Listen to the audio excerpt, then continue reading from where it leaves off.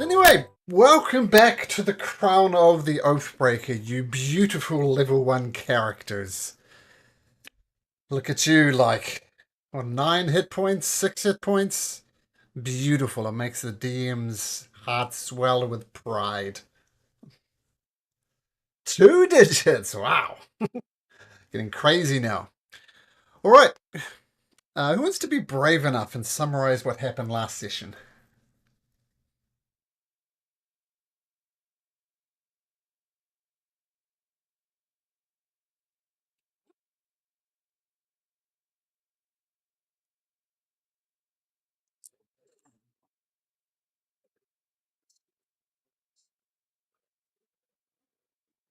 Oh.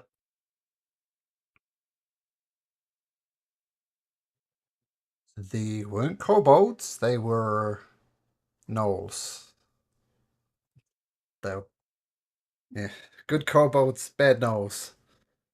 Uh, Anybody remember what happened in the candy shop apart from Rero getting diabetes? Save by Ray.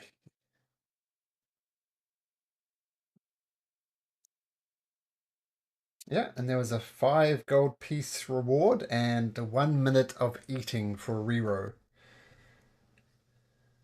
Uh,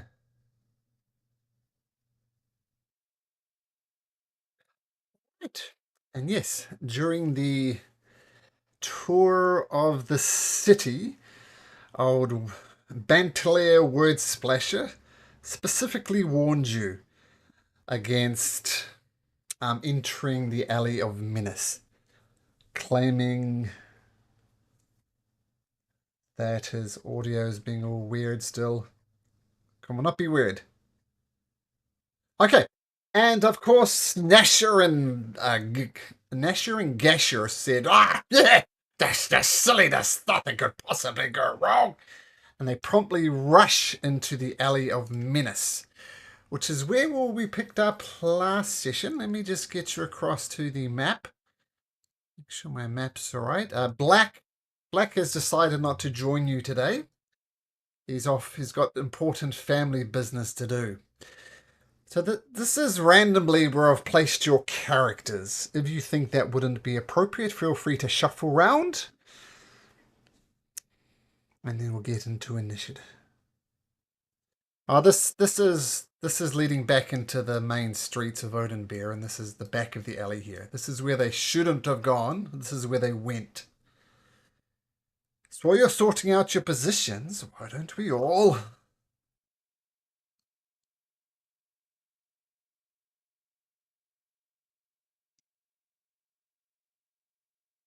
Ah, my... Ah, oh, there we go. Yay. Let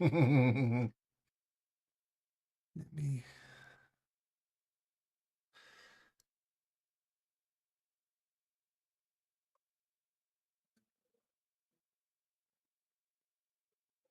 Okay.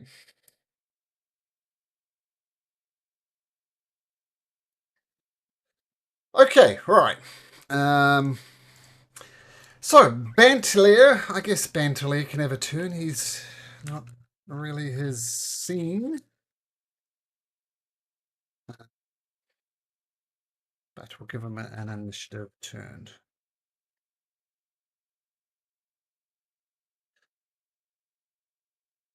Okay, Word Splasher. There we go, 15. All right, so as I said, our Word Splasher. Oh, this is the Alley of Menace. Lots of dark magic from the old times of the Dark Angels when they ruled this land. And the wall was the wall they built. Some say it is cursed, but it keeps the nobles in check, so who might complain? And Nasher and Bash rush in and say, ha! This is just all superstitious! Nothing of the sort! And they run in and they come out just looking utterly crazy. Bloodshot eyes. They're obnoxious at the best of times, but now they're just rushing towards Kiva and Aldrich Ghoul. So Strife, all the way back there. What do you do?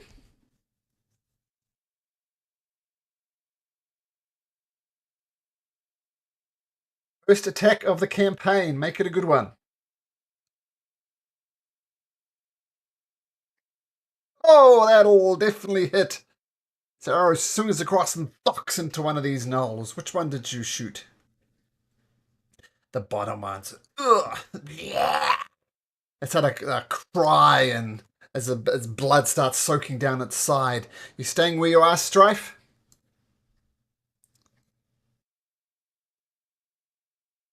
Okay. Level 1, baby. Now let me just restart the API. Oh, nope, that's the wrong button. Pressing all sorts of wrong buttons today.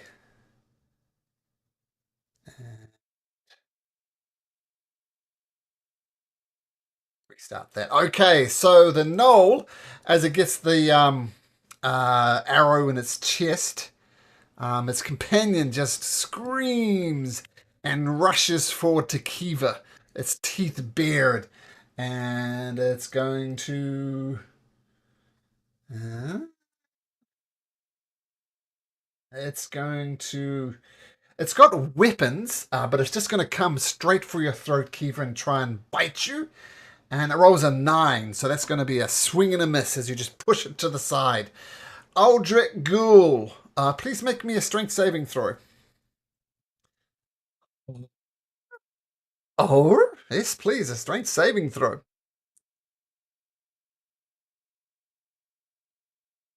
Um, I'm going to whisper what happens, Aldrich Ghoul, and I'll let you.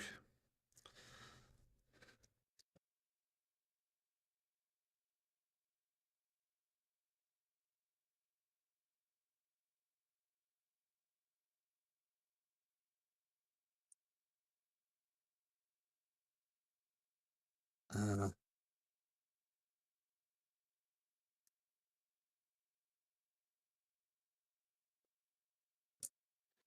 uh,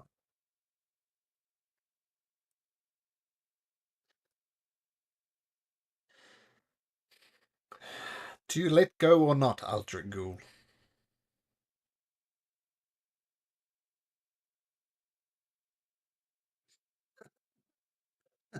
That type of sound makes a DM happy.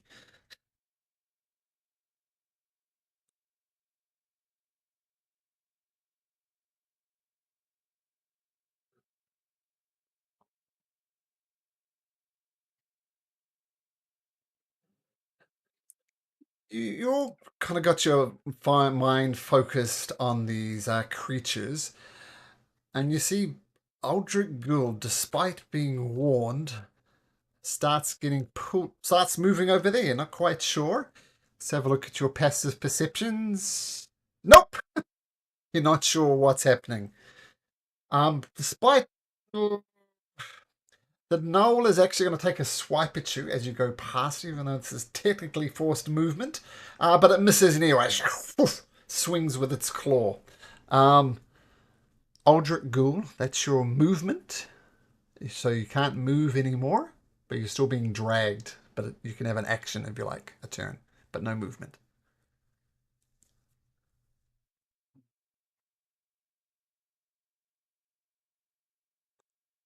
Aldrich Ghoul's first attack roll. Let's make it a good one.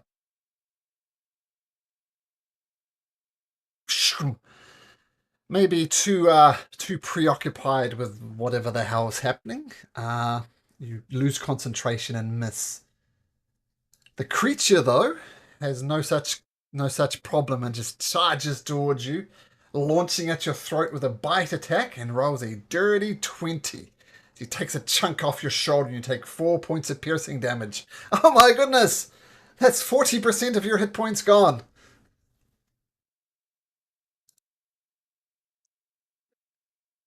Word Splasher says, no, no, no, no, no. And he hides behind the corner. Umi.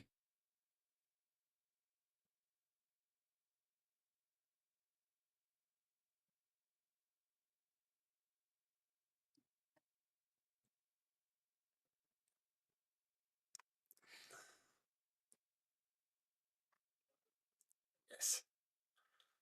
Nice. Mechanically, what's a chicken bone? Okay. The chicken bone short sword. Love it.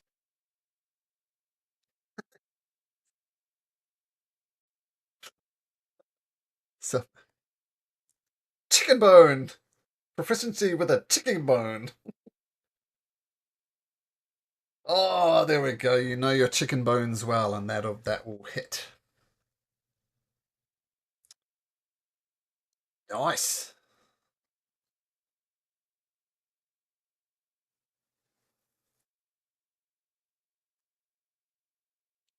Nice.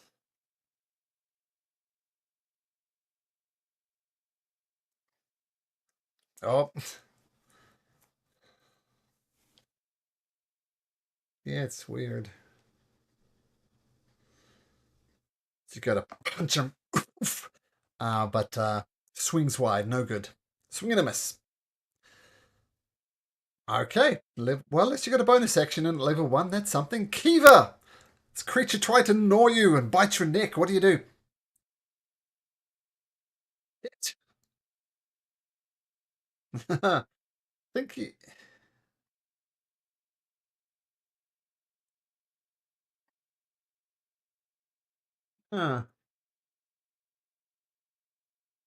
Uh, 15 with a glaive actually hits.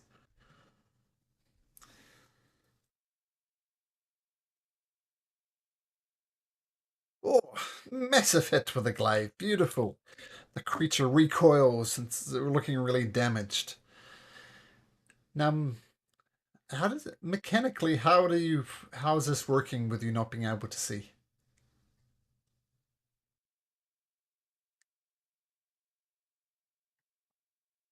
Okay, cool. Okay, good to know. Okay, Rero. As your beloved charges forward and tries to punch this creature, what do you do?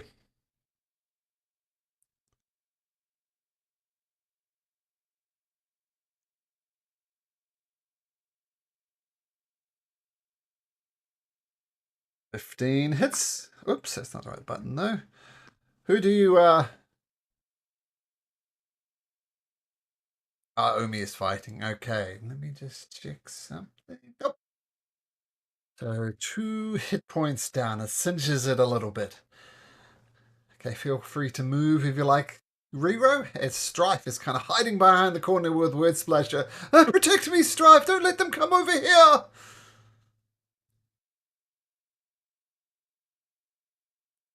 Yes, it's your turn, Strife.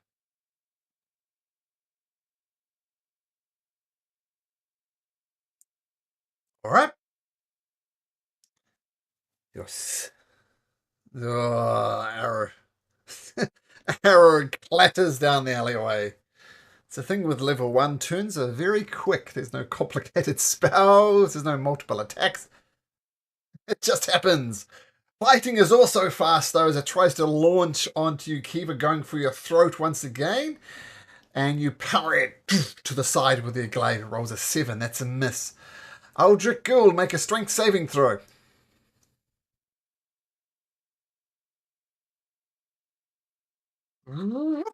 Gets stuck into the wall and and sorry, I just got to look something up. I've got to open my notes.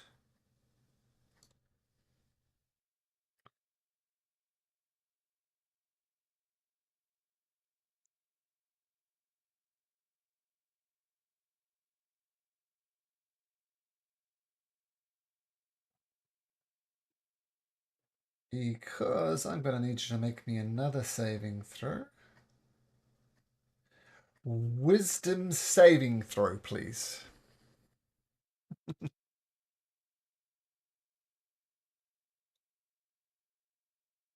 You feel just being connected to the wall in this alley of Menace. Dark, dark thoughts invade your mind. But you push them aside. But I'm going to whisper something to you as well.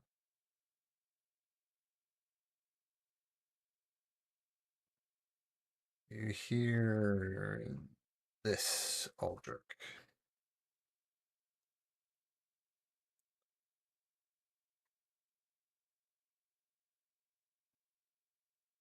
Yep.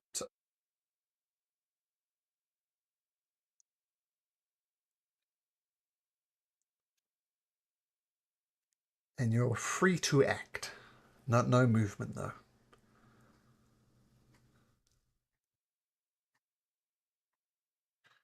Yep.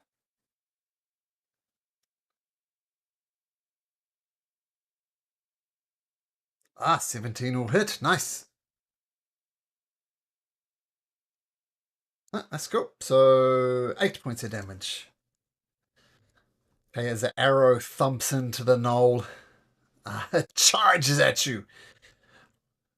Once again, let's see if these things can hit. Going for a bite attack. Rolling a 13 Eldritch Ghoul. That'll miss, bounces off your armor. Word Splasher grasps hold of Strife's arm and says, "Protect me! Protect me! This is not right!" And grabs hold of your arm. Umi.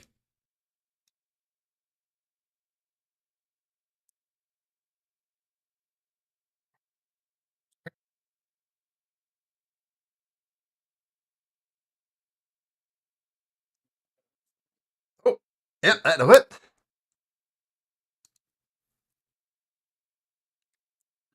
And explain to me how the chicken bone kills the knoll. The chicken bone kills the knoll.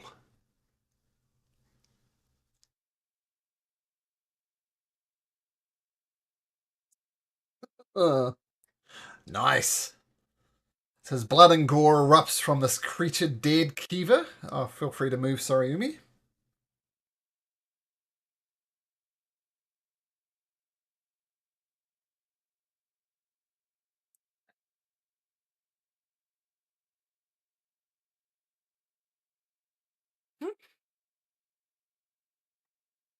Cool. Nice. With a 10-foot glaive. Excellent.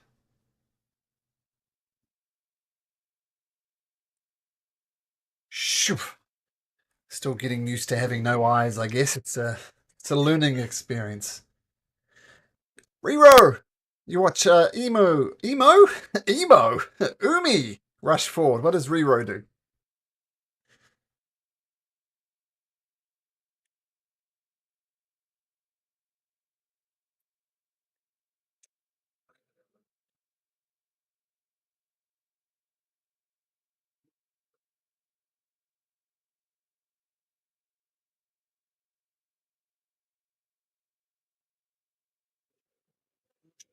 It's oh wow!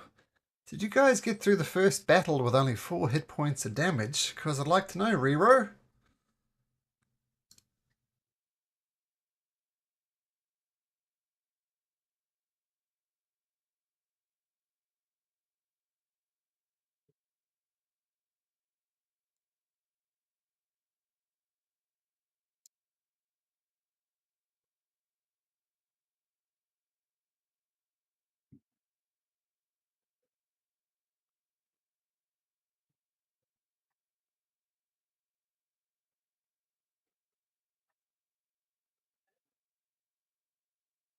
Awesome. Actually, I forgot something. Eva and Umi, please make me wisdom saving throws.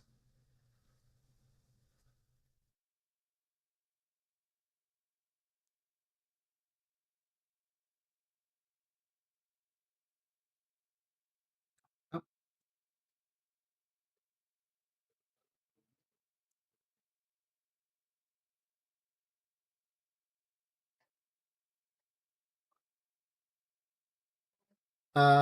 Luckily, the DC was 11, so I didn't have to retcon anything. But you feel some wild thoughts going both your heads, Kiva and Umi. Having entered the depth of the Alley of Menace, despite Wordsplash's warning, you're wise enough to avoid being taken over. And with no immediate threats, just a sec.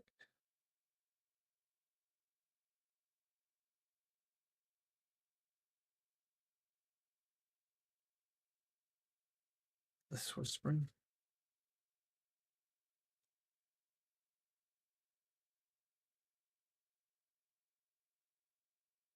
Okay, so uh, things calm down a little bit.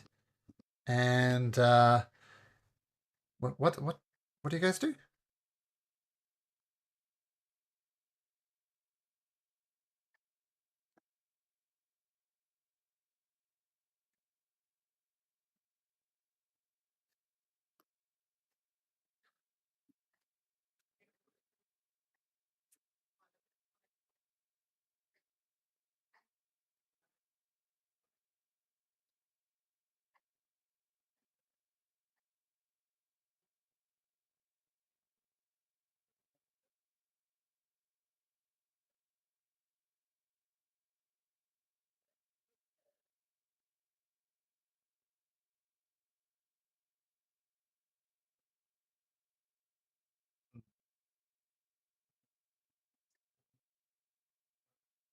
I think Kiva can probably isn't it everybody 8th strength except for Kiva? Is that right?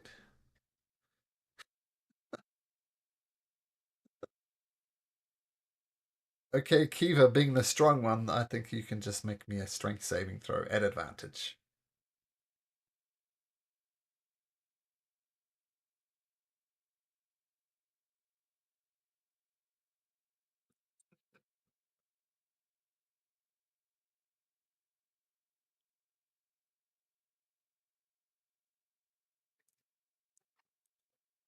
I think,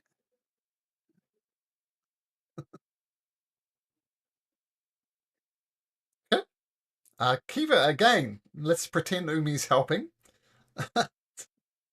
Another strength save. Ah, no, I'll say eventually you manage to pry Aldrich free. It's just a matter of time, but Umi grabs hold of a leg of Kiva and Kiva grabs hold of Aldrich and you pop off the wall. He, Umi? Aldrich, it's up to you. I'm going to leave you to decide with these 13 and 12 passive perceptions of your rescuers. Do you want to explain to them how you got stuck to the wall or just leave it for now? It's up to you. Okay.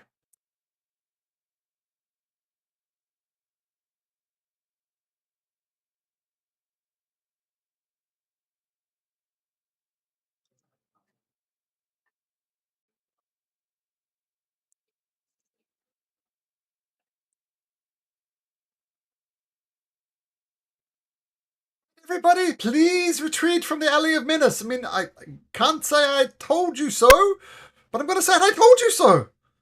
Aldrich, what were you thinking?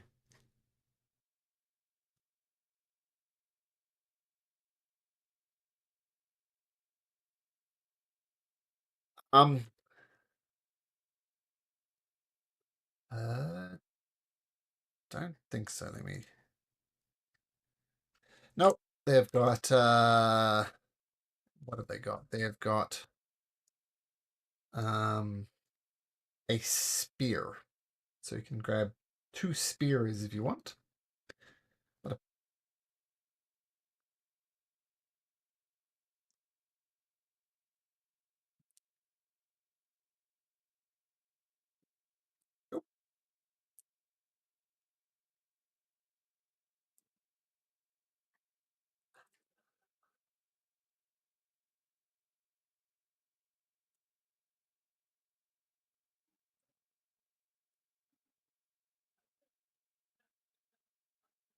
make a persuasion.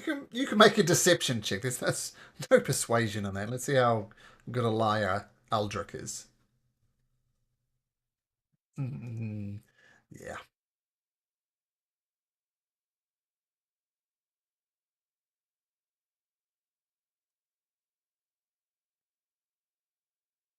Word splasher. Um, this is not good. Perhaps we should report this to the authorities. I mean, as you know, um, Odin Beer here in the land of Aglarion is a peaceful town. We have laws. We have, we just can't leave murdered bodies around, and we're accepting of all people, even I mean, even these gnolls, I suspect it was more the Alley of Menace than the gnolls, but they're still visitors at the very least the city. What do you think we should do?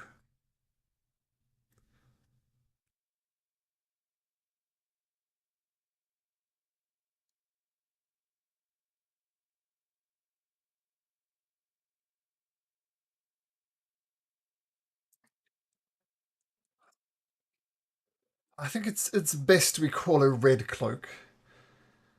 And if you remember, I think I might have showed you this guy before. Some of you would know, in particular, Aldrich Ghoul. In fact, only really Aldrich Ghoul. He's a local boy here. We know that the red cloaks are the local uh, kind of a combination of police force and courts. They have the authority, after studying the law for many years, to pass sentences on crimes. And then they go to so there's no real courts. The Red Cloaks take of this. But eventually Nathal Wester comes along and he says, "All right, I hear there was a disturbance in the Alley of Menace. Who can explain to me what happened?"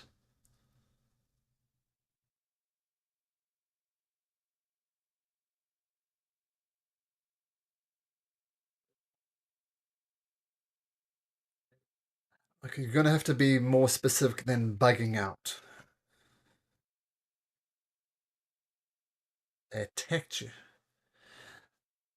I know this is an odd question, but as a man of the Lord, it is my responsibility to ask these questions.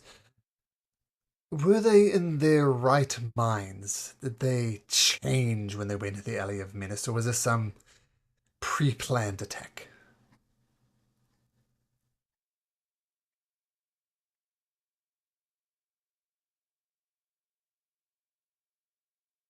Well, that is true. I did request specifically that they didn't go down in there, but they did. All right. If there's anything else unusual that happened, I mean, needless to say, we're going to cordon off the Alley of Menace. Let some of the clerical authorities investigate further. But anything else unusual that happened, please. More details, the better.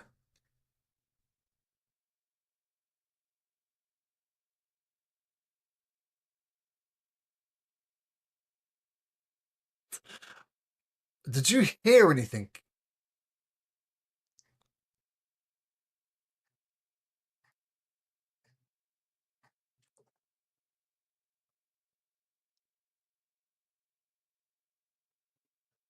Anybody else? Any details?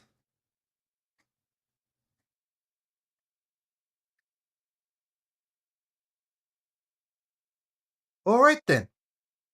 I suggest you be on your way. We'll cordon off this area. Retrieve the bodies. This one's going to be difficult because it's over there and that's bad. In the meantime, I suggest you go on your way. If you're looking for healing, he says, looking at Aldrich Ghoul, I suggest you visit the Temple of Healing. Temple of Light, in fact. Word splashes. Oh, that's an excellent suggestion, in fact. That was the next stage of our tour of the city. So circumstance has conspired for us. All right, follow me. And Word Splasher starts leaving as Nathal Wester starts cordoning off the alley.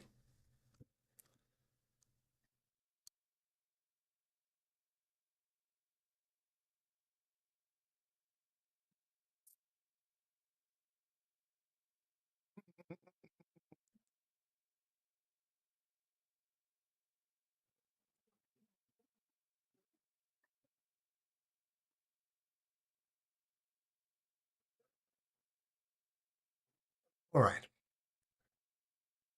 So you head back onto the streets of Odenbeer, leaving the Alley of Menace and heading over to the Temple of Life. Once again, heading through the South District, which is the poorest area within Oathbreaker. Not as poor as the shanties, which is basically a slum, but still very poor. And Word Splasher says, well, this is the last stop on our tour of the city.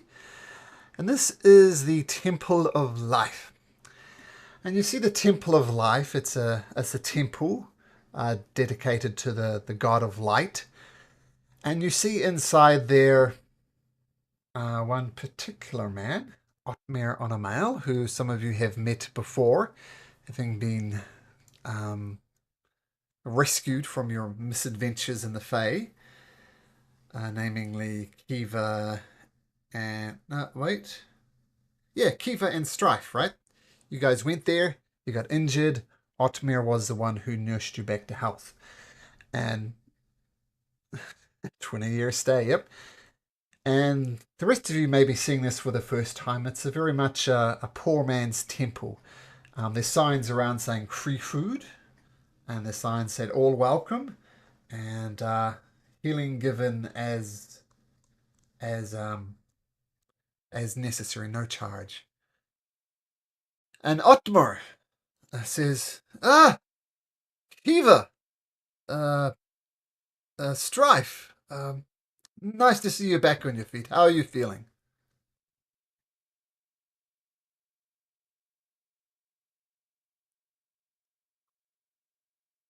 Oh, fantastic. And Strife?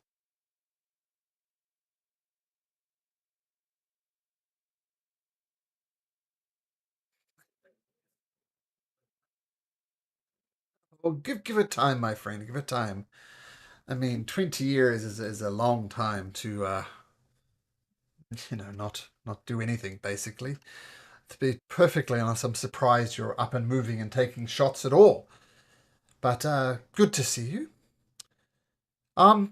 Your friend, is this your friend? He says, pointing to Aldrich.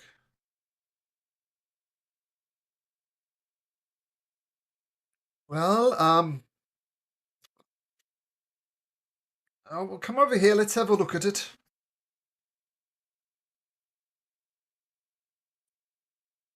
Well, I can patch it up. Put a few stitches in your arm there, but I'm afraid any type of healing is going to take time.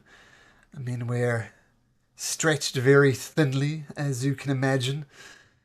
The poor always remain, so the best I can do is just patch that up for you. I hope that's okay, Eldrick.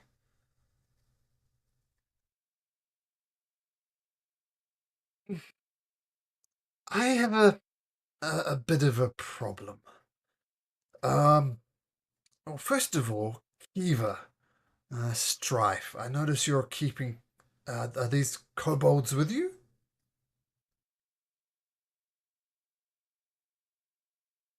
It's good to hear. And what are your names, little ones?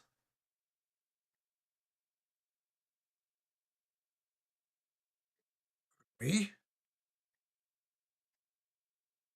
Rero is Rero. Well, Otmer is Otmer.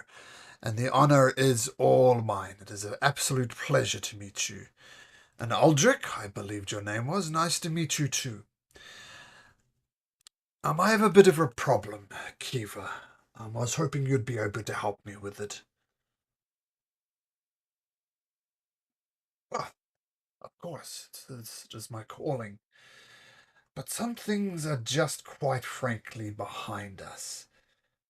Um, uh, there's been some strange occurrences in the temple over the past few weeks. Um, I mean, as you know, most of our residents are somewhat temporary in nature, transient. Sometimes I think they have other places, but they prefer it here. Um, uh, yes. There's the Redeemer has placed a sacred task in my path, which is finding sharp minds that can shine to cleanse our afflictions. The Temple of Life requires your aid. against mysterious transformations at the temple. Um, it might be easier if I just show you. And he leads you through the temple, around to the back to like a paddock type of thing. And there's 3 or 4 pigs just wandering around there. Now, as you know, we we make a little go a long way. And the obvious thing would be to turn these pigs into something more edible, but I'm afraid it's a bit more complicated than that. There's no easy way to point this out, but these pigs used to be some of our, uh, what would be the best word, some of our residents. Initially, they grew thick black hair on their back. Then they started walking around on their haunches. Then they turned pink. And then they fully transformed into these pigs. So it's most unfortunate. And we don't know what to do about it. It does seem localized to the temple. Any help you can provide Kiva and your companions would be most appreciated.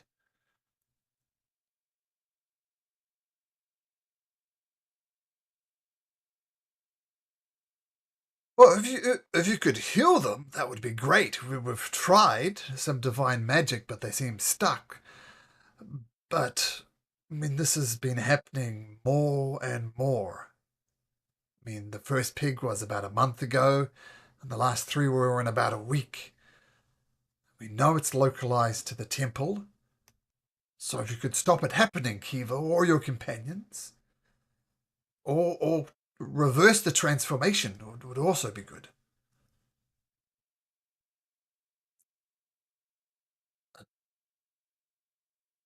This is why I need your help, Kiva. I know you don't have keen eyes, but do you know you have a keen mind?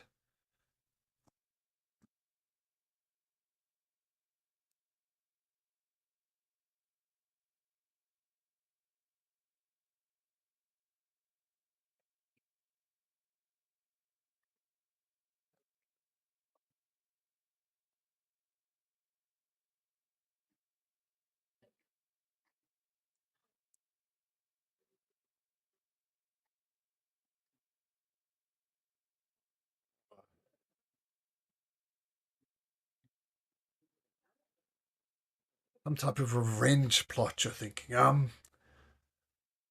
I mean, we do get funding from various places around town, including the Noble District, and I think we're in pretty good standings. I can't think of anybody who would purposefully curse the Temple of Life, but somebody, something, I just don't know. But to answer your question, I don't think we've pissed anybody off.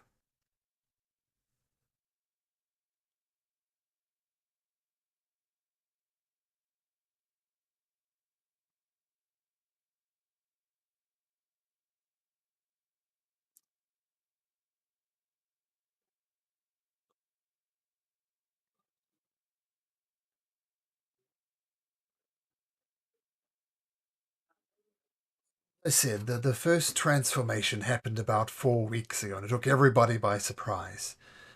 And the 3 remaining transformations has happened within the last week. So not regularly. Um, we have very much a transient population. People come and go all the time.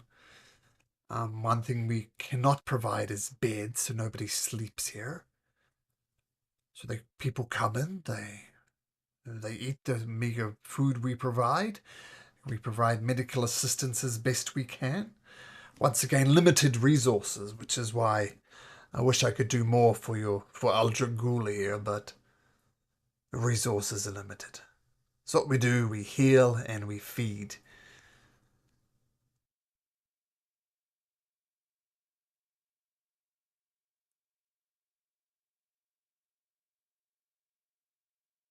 We Oh no, we eat exactly what the residents eat.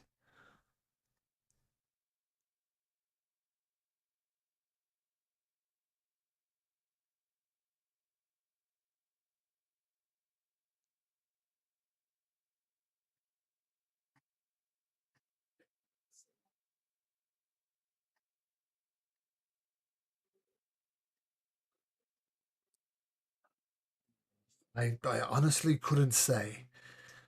I mean, a lot of these people manage to come into the city from the shanties, even though they're not technically able to. But hunger drives people to many extremes. And sometimes people just look for a safe place to sleep. Maybe they slept near the wall. Uh, I mean, we don't tend to ask questions. We just tend to serve without looking deeper into it. Just being hungry is enough for us. Minutes, less than 5 minutes. Once so the bristles appear, then they did gradually transform into these pigs, and we've got four four of them at the moment. Hence, have the four pigs in the backyard. And they seem to act like pigs as well. They don't seem to act like humans trapped in a pig's body. They seem to act like pigs.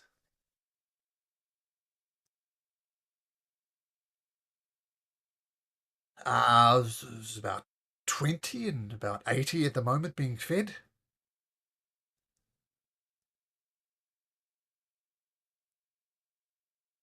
approximately. Yes.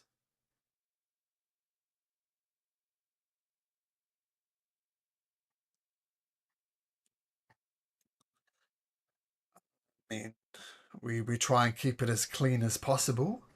Just because you're poor doesn't mean you should live in filth. And I mean, sit at the chairs, eat at the tables, use the cutlery, use the plate, eat the food.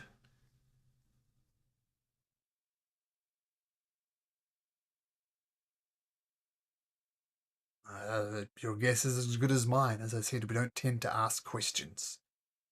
Being hungry is enough.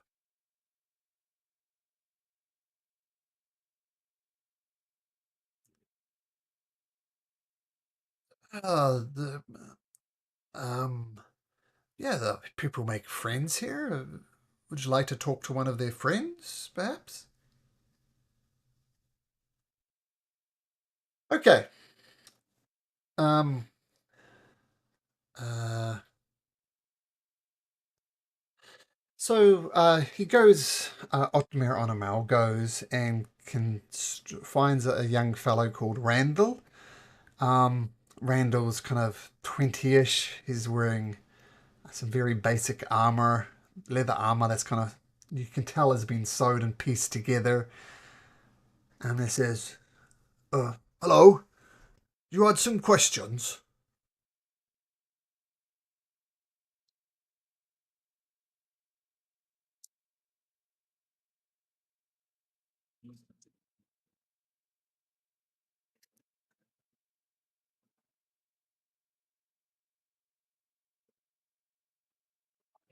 No, I know they're all from the shanties, but that's not saying much. They are poor, come here, sneak in.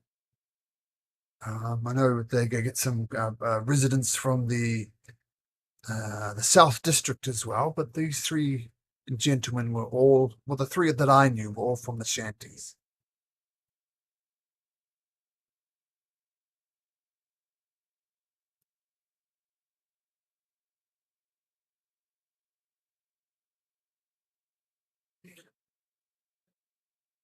Ah, well, when I say I know them, more of acquaintances. We often bumped into each other in the Temple of Life, and yeah, just casually knew them.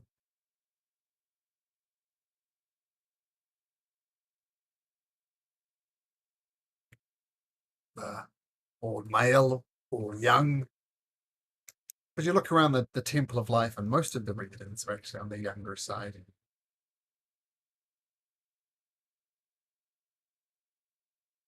Their names? Yes, I do. Or would you like their names? Okay. And their names are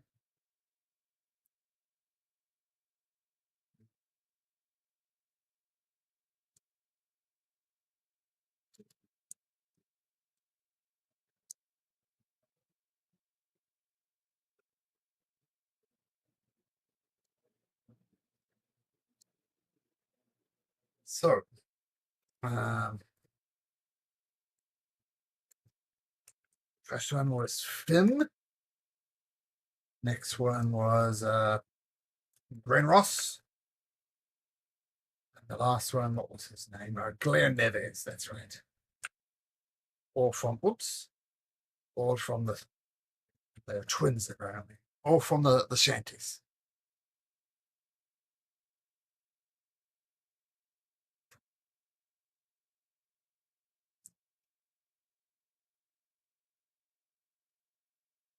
Oh, they all ate the soup, whatever was provided that day.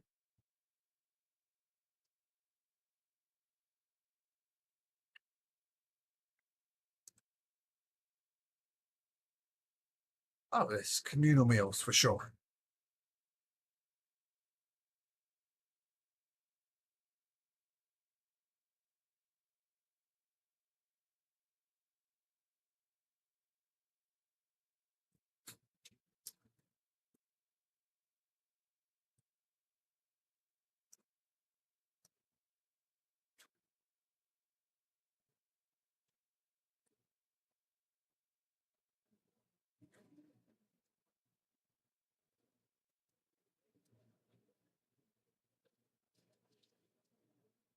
Otmir on the mail looks around and says, oh, brother, not at the moment. As we know, the transformations happen pretty quickly. So no one's mid-pig at the moment.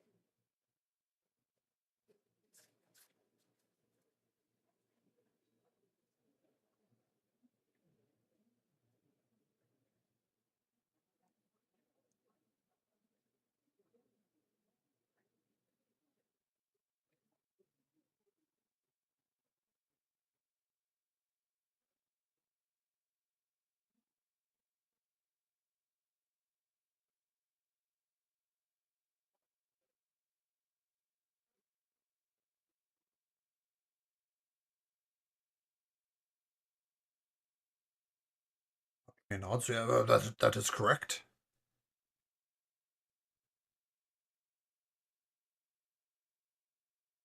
Human. All human.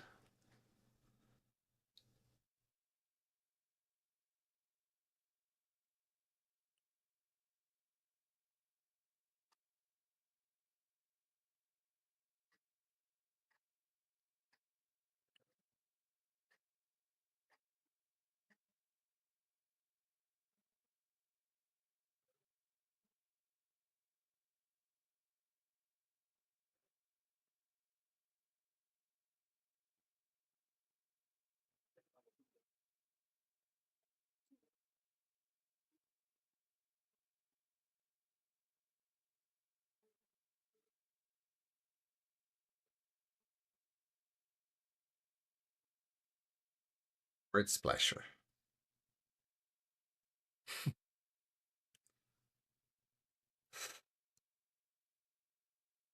There he is.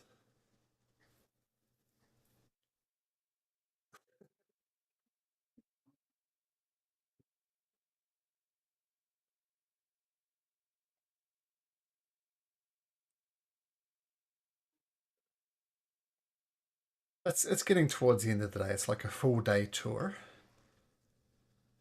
And I will point out, Kiva, you were invited to a pre-ball party tonight.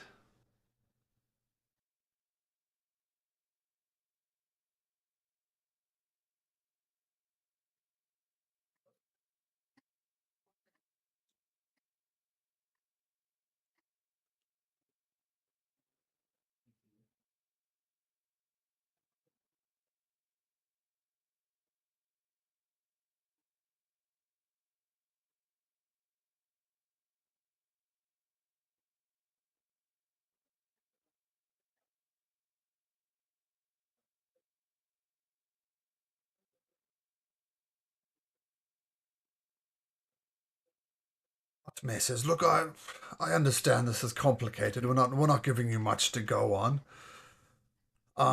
We could apply the wait and see approach, and if it happens again, I'll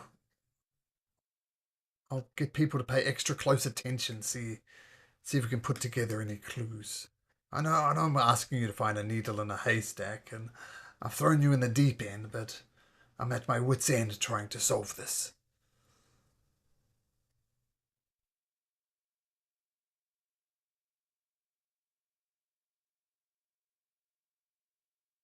I mean, if it was an ogre, rampaging through the temple of life, Kiefer, I know you'd know what to do.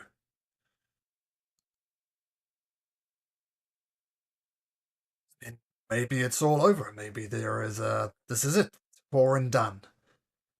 But I'll keep my eye on the situation, and if you have any if anything comes up, I'll let you know. And of course, if you find out anything, that would be appreciated as well.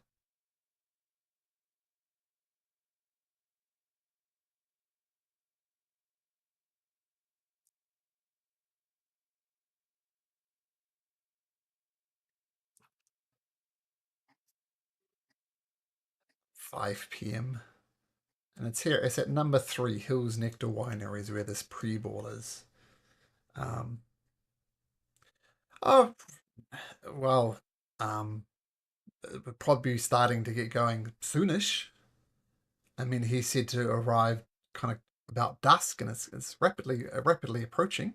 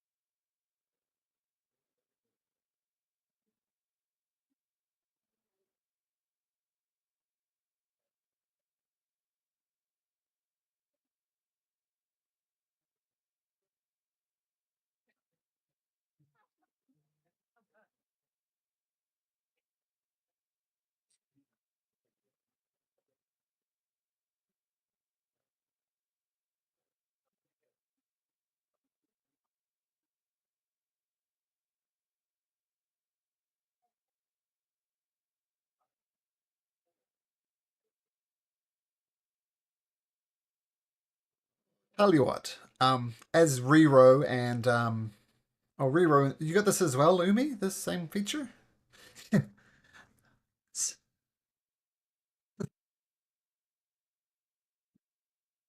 Or say Rero and Umi have rapidly got to know the city, as Otmir, as Word Splash is taking you through the city. You kind of duck around and search out alleys, and you've got a very good feel for the city even after a day. Um, so, okay, so good to know. Ritzaman. Word Splasher! So we go. So you guys heading to the shanties?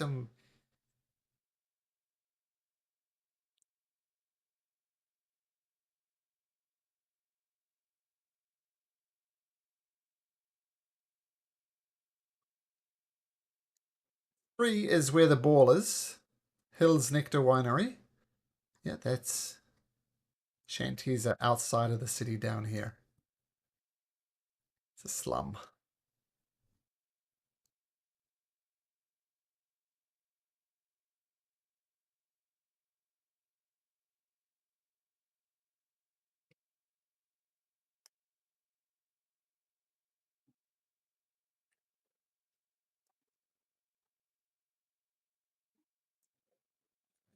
Um, so if you remember, you're approached by the Domarin brothers, very obese, noble men, and they greeted you and they're surprised to see you up and about, Kiva, but they're appreciative never. Well, they wanted to invite you to the ball because there's a big, huge ball coming up soon, held by the Will Tamer noble family, and this is kind of a nobly type of thing.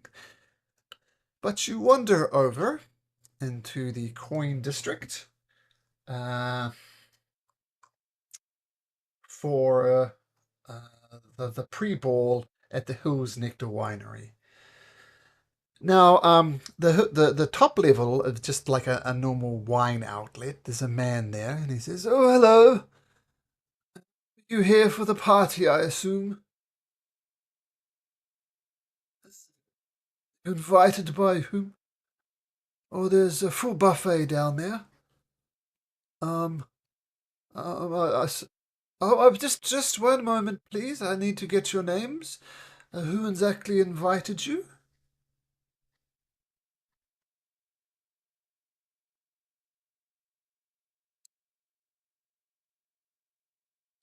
The dumb robbers of their party, of course. And what are your names? Kiva, check. Um, it says here Kiva and friends. I assume these are your friends, Kiva? Okay. And he opens the like a trap door that leads down some stairs, presumably to the wine cellar beneath it. And there's a little check-in counter as you all scurry down. And there is oh, like a servant, like a butler almost, I guess. So, as no doubt the Domoran brothers instructed you, this is a clothing-free event. So please hand over your clothes and proceed down.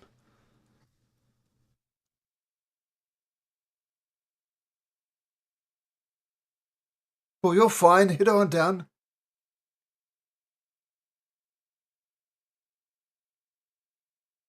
Well, I'm sorry. These are the rules. It seems the Domoran brothers perhaps failed to mention this, but this is a clothingless event. I'm sure you understand.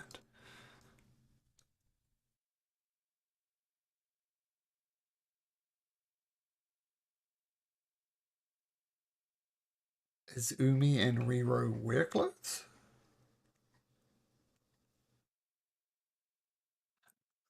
The cloak and your hat, please, sir.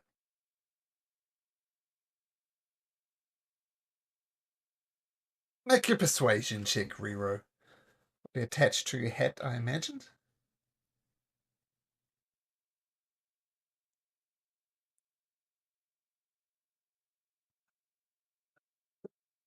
You can leave your hat on.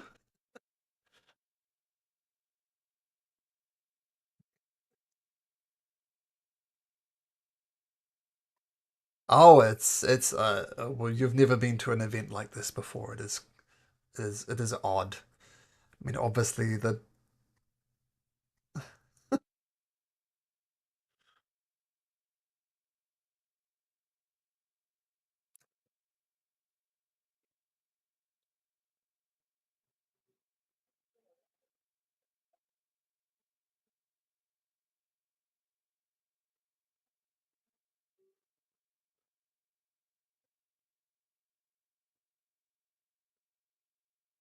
were big, fat, and sweaty. I'll let you determine whether that's gross or not.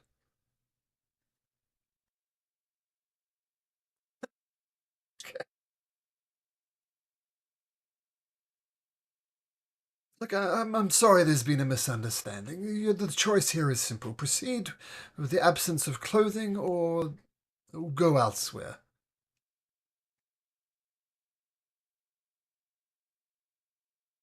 I guess a Rero wanders on down. Yep. Get to Rero in a second.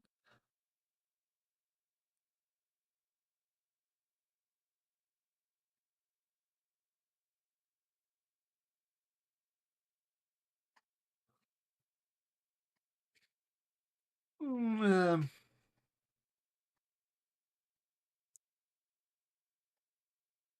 um, I'll make a persuasion check again. No, this is important to Aldrich Gould, but it's still technically clothes.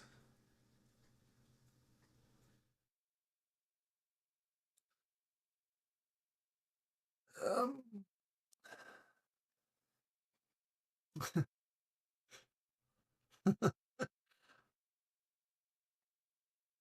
um, now your mask is like it's a recognizable mask. It's like a unique mask. Would that be fair? So you'd be so someone would recognize you on the street, right? Just yeah. Right, sir. Since it's such a unique mask and you're seen being attached to it, as say, not sure this is a humility thing, but you may proceed, assuming you, of course, take off the rest of your clothes.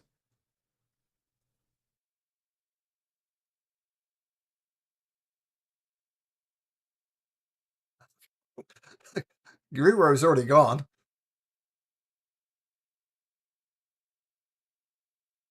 Okay, so Kiva disrobes Strife. That's already gone.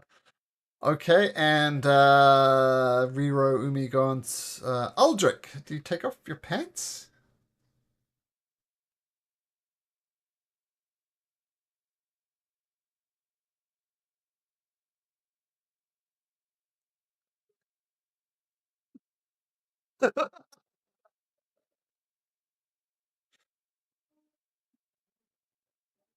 um, okay.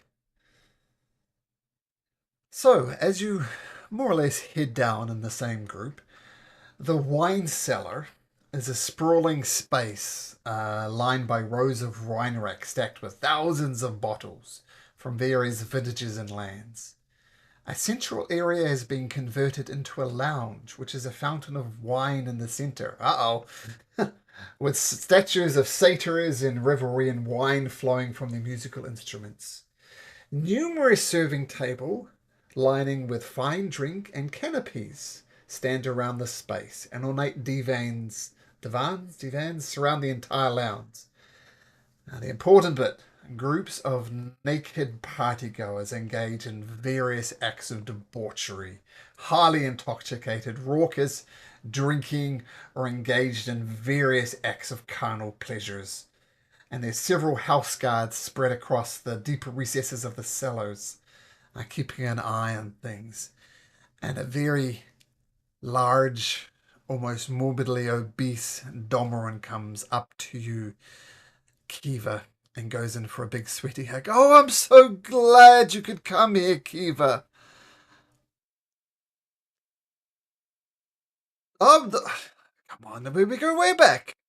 I knew you when you were a kid. It was, oh, it's outrageous. Why don't you want to give me a hug?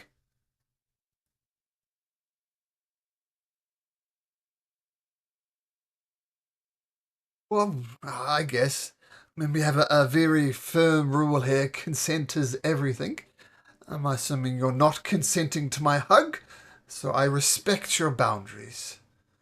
Um, but enjoy the evening, and yes, drink, be merry, ask for consent, and you'll have a fantastic night.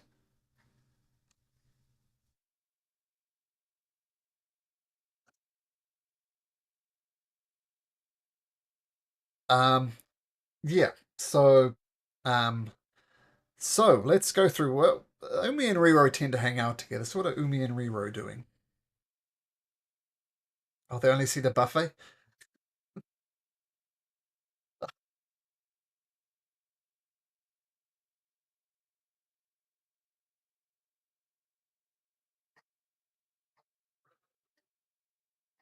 No, no. I think Umi and Riro perhaps got off easy. Coincident. Yeah.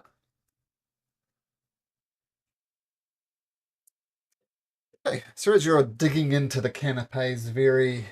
Oh, I have a ninja joining me. What's up, Lena? There's like a weird noise outside, and it's just like I think someone's doing woodwork or something.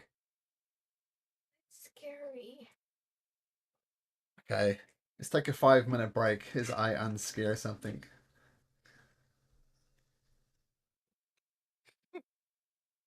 I'll remember that one, Sean. Thanks. Okay, I'll be right back.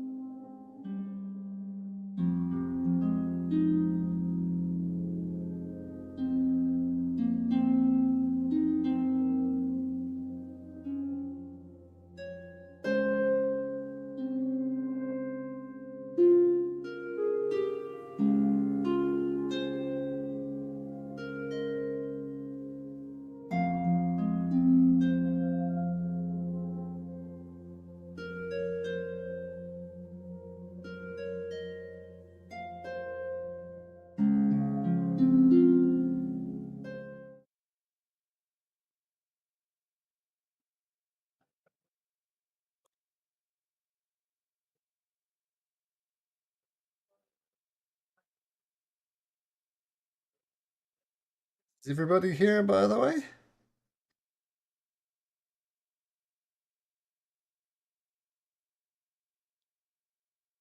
Oh, okay. Well, we've got Umi and Riro enjoying on the canopies. Actually, there was something I wanted to do with Umi and Riro. So we'll wait for Umi to return.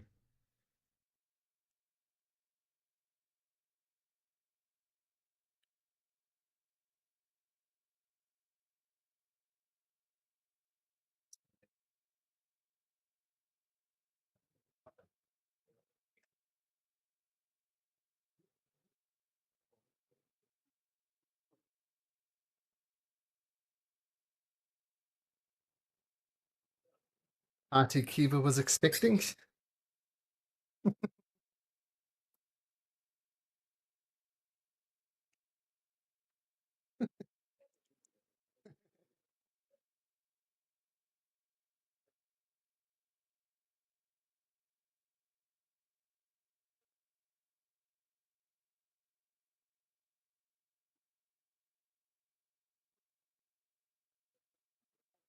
Low. Okay.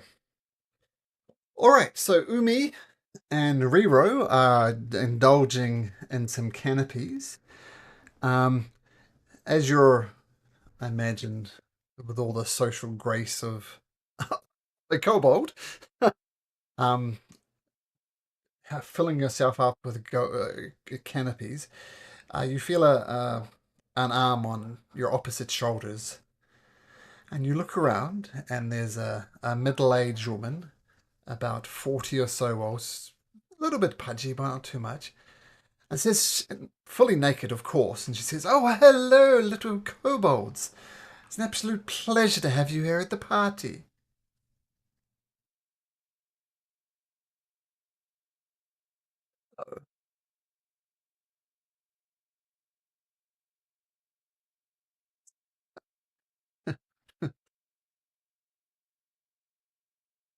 Barely chewing, I imagine. "Hello, little kobolds. We're having a little game, and I must say I've never been with a kobold before. Would you two like to join us?"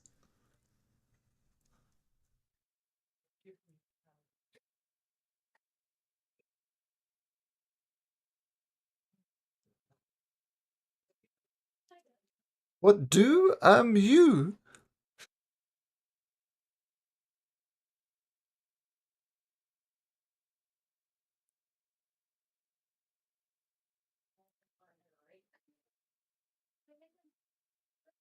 "What do you say? There's extra food. We could bring the canopies with us if you like."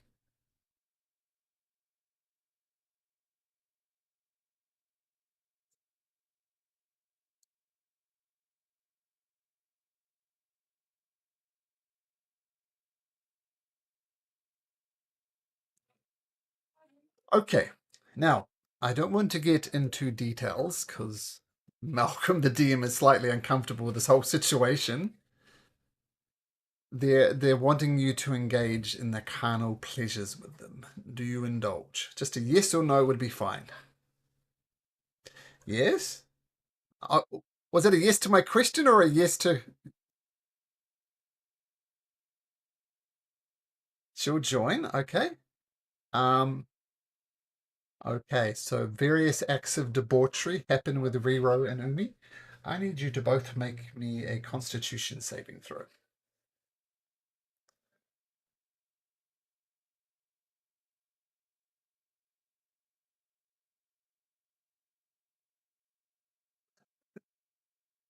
I'm not going to say whether those that well, Umi, you fail. I'm not going to say whether Riro succeeds or not, but I'm just going to leave it at there for now. And plenty of it happens, and then the party ends, and that'll be all. That, unless Riro and Umi want to do something else, but that would be sufficient. Oh, there was extra food there. There were whole chickens and all sorts of things. So yeah, all right,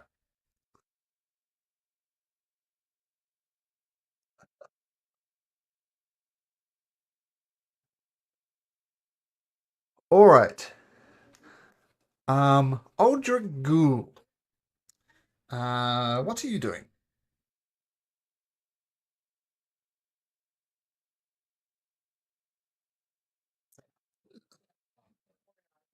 Okay. A young elf gentleman, human years, maybe 18, 19, long blonde hair, comes and stands next to you, doesn't say a word, and grabs hold of your hand.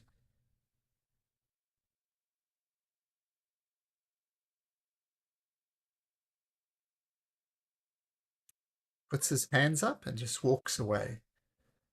Um, Several other suitors are both of the female and male persuasion of various ages, or try and grab you by the hand and pull you to an adjoining room. Should resist all same reaction. So just being stoic in the corner.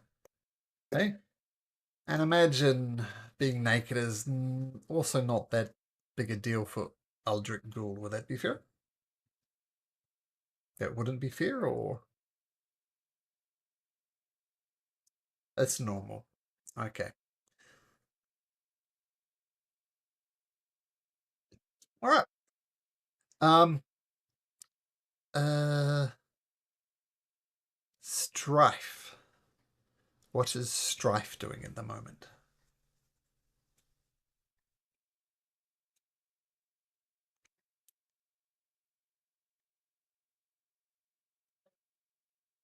Uh well, it's it's hard to tell because you usually recognize nobles from their clothes, and they have none. Why don't you make an investigation check? See what you can find.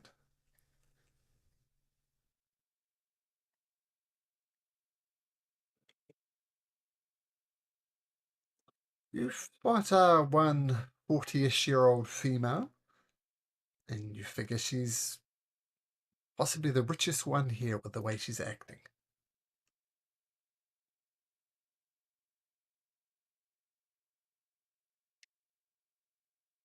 Mm-hmm.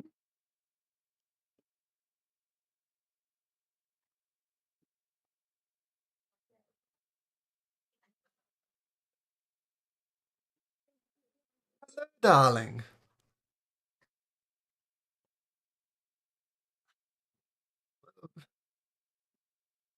Oh, the Domarins always know how to throw a certain shindig. I'm just taking a bit of a time out. I've been quite busy this evening, shall we say.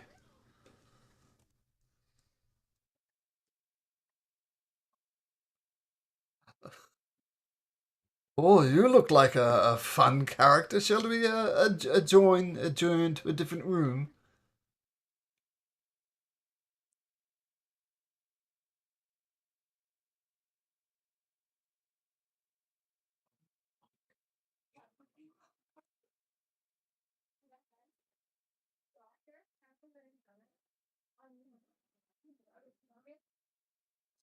Of course, take your time. Here, have some champagne. And she gets a glass from the waiter and gives it to you.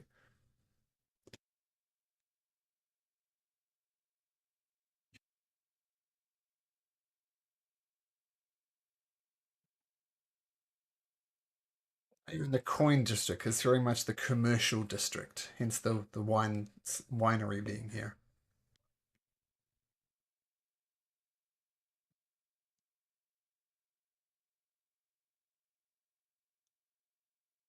Yeah, across the bridge would this bridge here, the Nine Arches, would take you into the South District.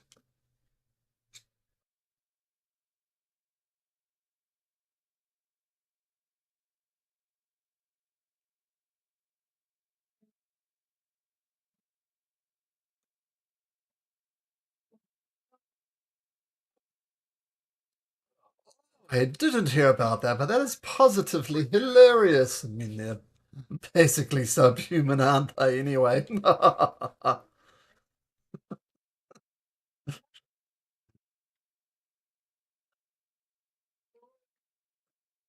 mean, if it happened, I mean, I'm too rich to be cursed like that. I mean, you know, money abides gives you certain privileges, and if it happened at the Temple of Life, well, that's just typical beggars. Nothing better than beggars at that place.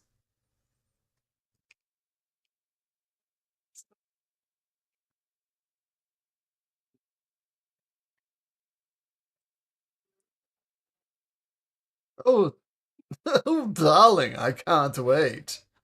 And she heads to them.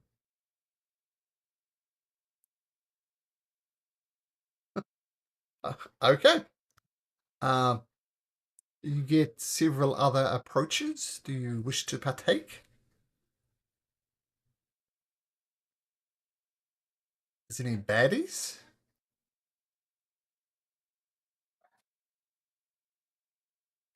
Sure, sure. There's a cross section. I guess the sweaty, obese Domoran brothers are at one end, but you find the other extreme, and yeah, make me a Constitution saving a throw.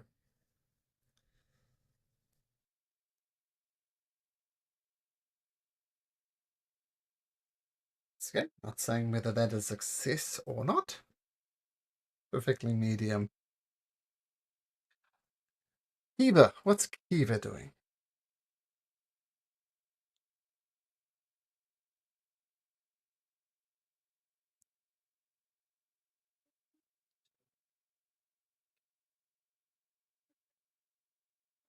Okay. Yeah, well, you see Riro and Umi disappear and Strife disappear and Aldrich looking uncomfortable. One of the Domoran brothers does come up to you and says, well, if you're not going to participate in the festivities, let me introduce you to a few people.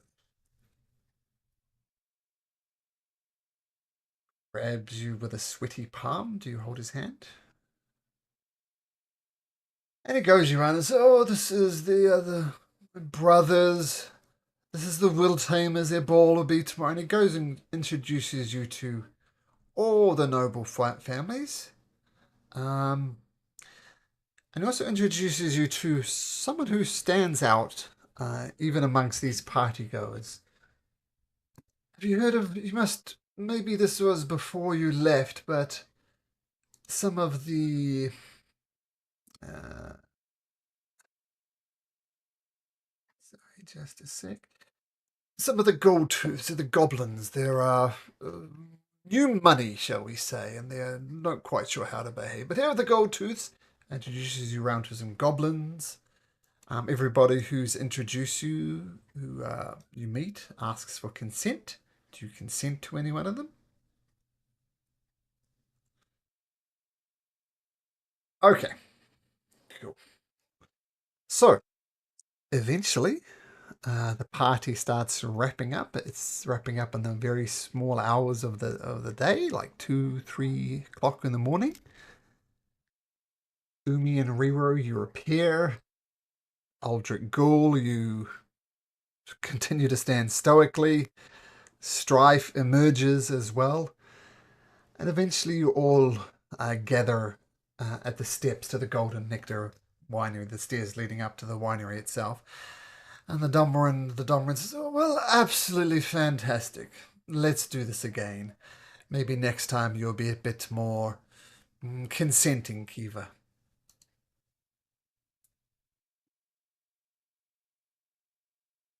Well, of course. Of course. And, of course, of course.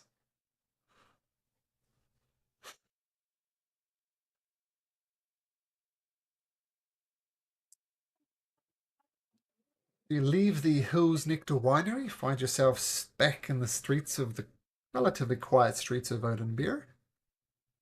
What do you do?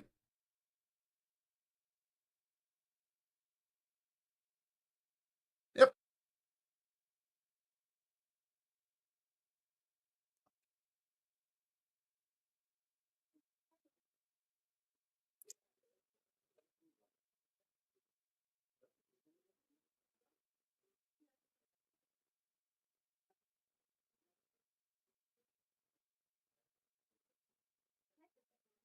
Luckily, Tavern would have rooms.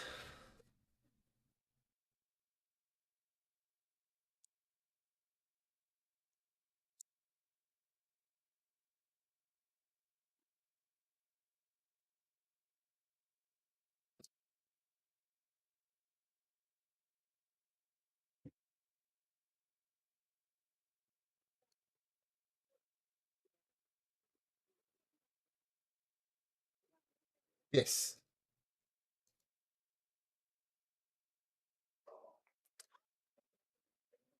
Rooms.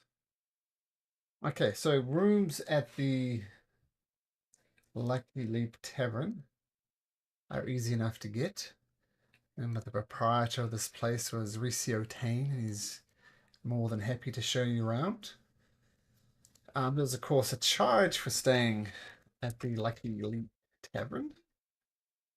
Just checking my notes. 1 silver piece for a bed for the night. 2 silver pieces if you want breakfast to be included.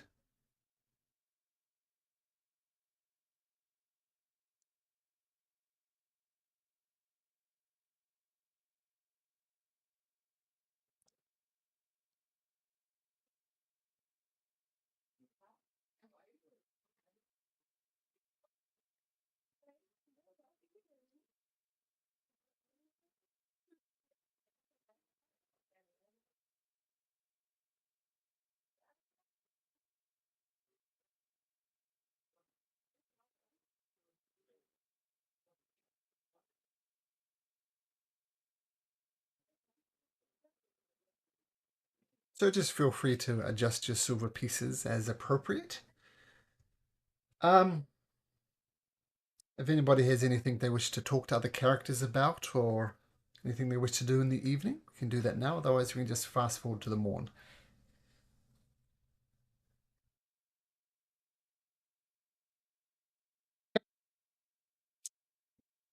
So,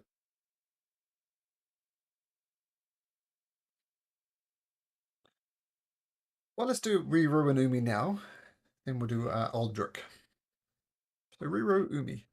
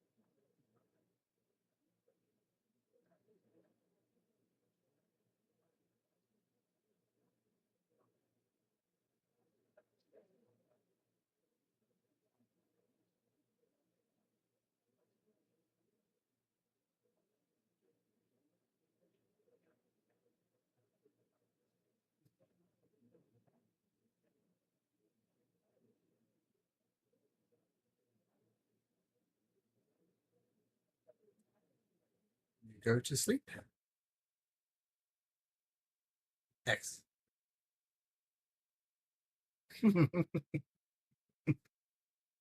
Awesome. Um, okay, cool. Aldrich, are you heading there first thing in the morning? Oh, in the evening, sure. Um, so Tries the Cruel, the leader of the black mercenary company, is up late doing paperwork. And with a rap, you knock on his door and he says, "Ah, Aldrich Ghoul, what news do you bring?"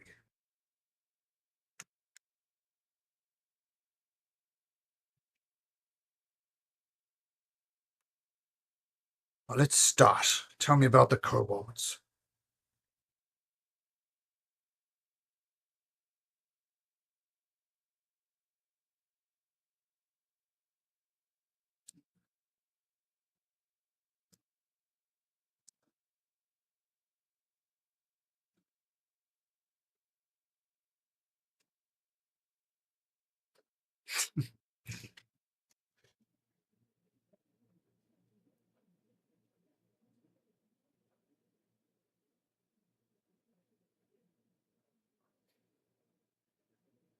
Okay. Often people hide behind simple words to hide their true intentions. Do you sense anything duplicitous about them?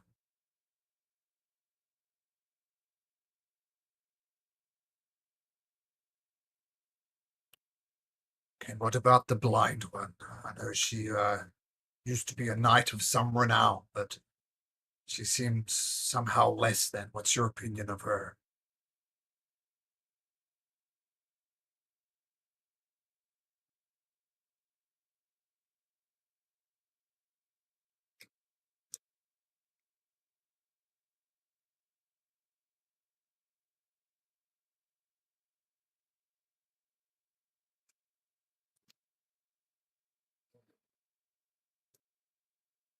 Oh, anything we should be concerned about? The missions are going to come up, Aldrich. You know the type of missions I mean. Seems as if this Kiva character has some nobility about her. Might she check to our lucrative endeavors?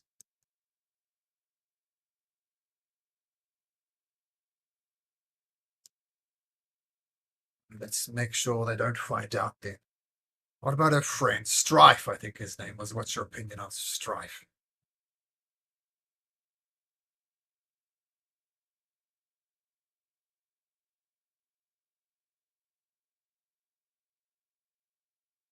Okay.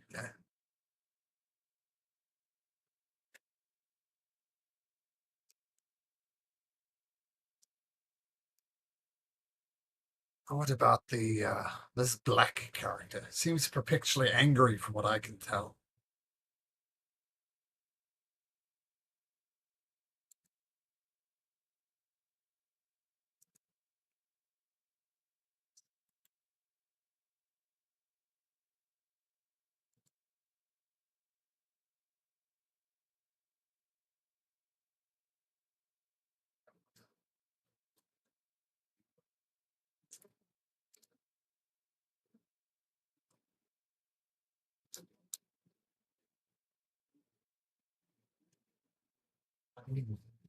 Interesting.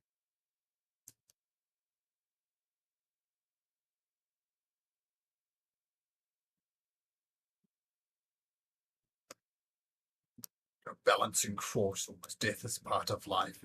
Yada yada yada.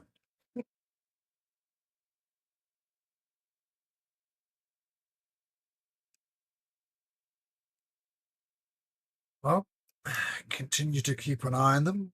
Go where they go. An eclectic lot for sure. All right. And what are their immediate plans?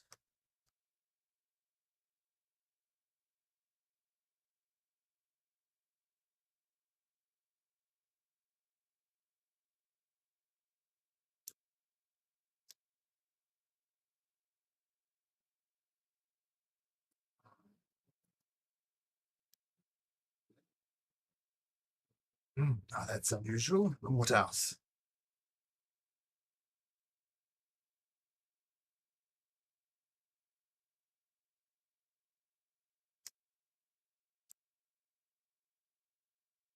The halflings.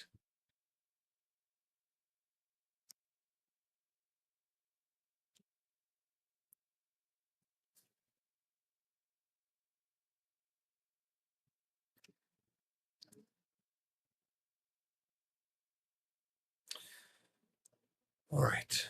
Well, stay close to them. And when you get back from chasing down this buyer, come back to me. I want to know what they're up to, and also a couple of potential jobs, not for you per se, but for the group. It's not so much unusual activities, but there's a couple of jobs I have in mind. So sort out this buyer situation, sort out this pig situation, but then come see me.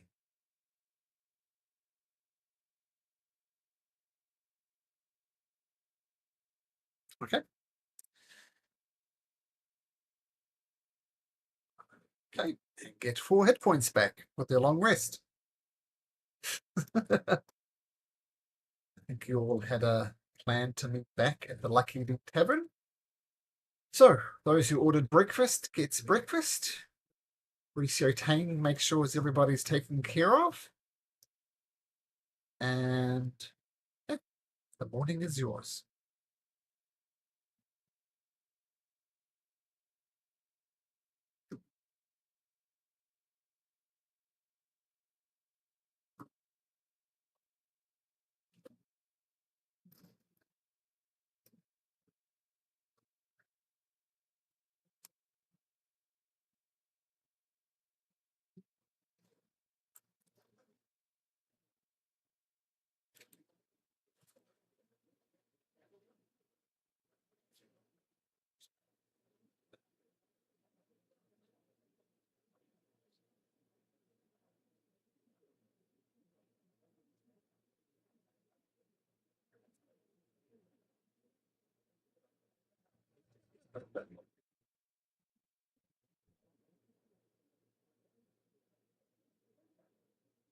If you wish, Ricio Tate. Ah, look, governors, Duchess, I couldn't help but overhearing you. Are you looking for some rings? Cobalt souls, I assume?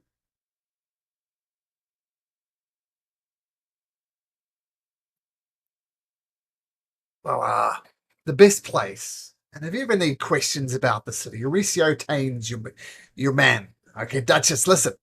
Head over to the Coin District. Head over to Traders Meet. And there's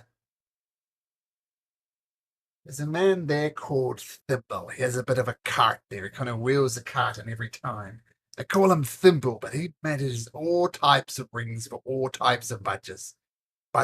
So head over to the Coin District, Duchess, ask for Thimble, and you'll be right as rain. All right?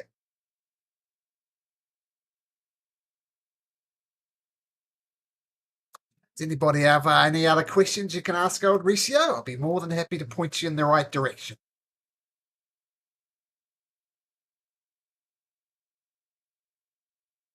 Oh, all right. Well, enjoy your breakfast. And, Ricio's Tane, your fountain of knowledge about the city. Some say word splash knows the most, but you're surprising what drunk people will tell a barkeeper. Anyway, have a good day. Lead you to your business.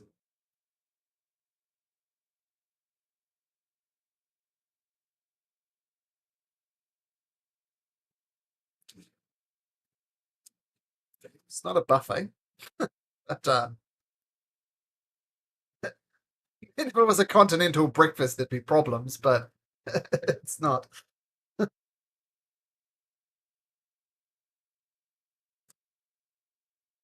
As you're getting ready to leave, a courier comes and he comes up to Kiva. Kiva, I believe, is it? Yes, Lord Signmonder requests your presence.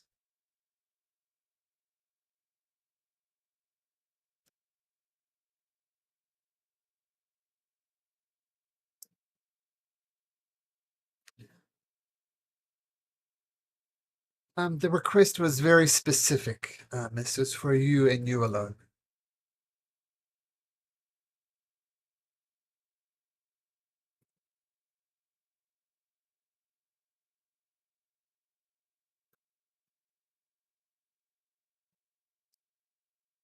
Well, just to point out, this is the main exit in and out of the city. That would be the most logical way to leave the city to go to Willow Creek, which is where Byron was seen. Oh, you're not on the city map. No, I'm pinging away like an idiot. All right. Get us over here. The Crown Gate is the main way in and out of the city. Number one. The whole point is when people come in, you're assaulted by buy this, buy this, buy this. So makes sense.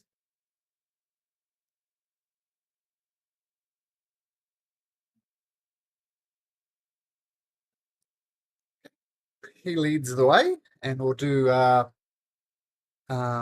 Kiva first, then we'll go ring shopping. So he takes you into the noble district, which you've been before, and you're welcome there. But as you pointed out last time, if your friends can't come, then you're not going. But you go in and you go to the Monder Villa, which is 89, and it's very nice. There's an attached fancy graveyard for rich people. What do you call them? Mausoleums, I think. Fancy graveyard. Yeah. And he takes you in, and Lord Simonda greets you. And he says, "Well, hello, sister. Thanks for coming at such short notice. I appreciate it."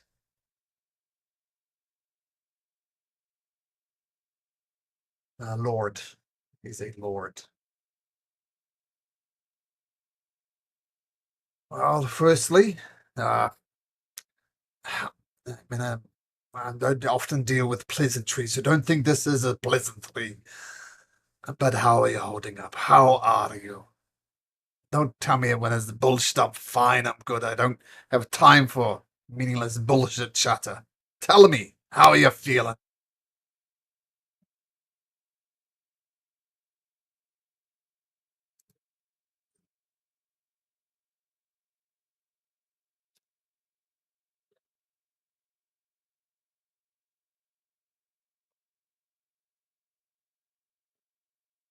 Well, that's all any of us can ask.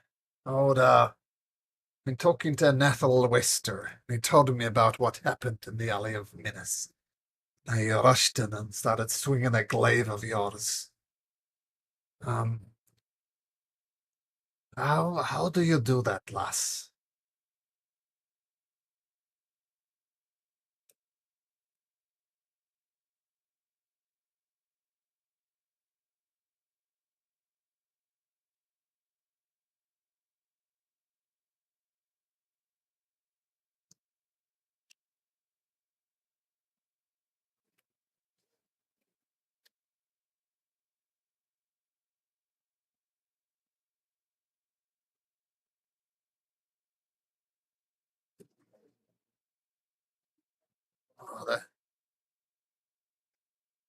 Oh, that is that warms the heart of this old fool. Now, the reason I called you back here, Kiva, is from what Nethel the Wester told me about the Alley of Menace. You can swing that glaive with some aplomb. I'm not going to mix words, Kiva. I want you back. I want you back in the Knights of the Crown. I want you by my side again. Do you think you're ready?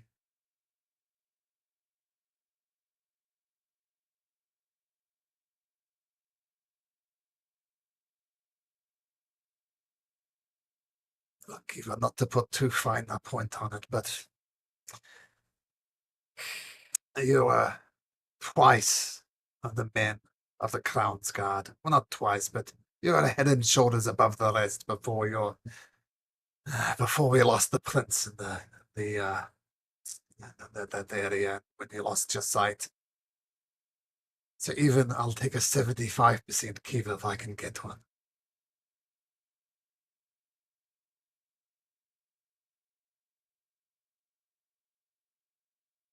And I'll tell you what, coming up in a few days is the King's Games. A lot of fun, a lot of revelry, a lot of good times, and of course the Battle of Champions at the end, which the King wins year after year. But it's a fun day.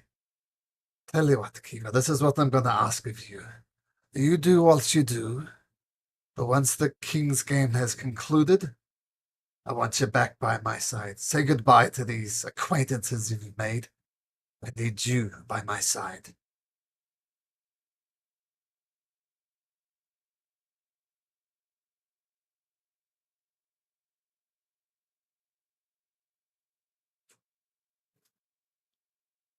I must admit your hesitancy does cause me concern. What's on your mind, lass?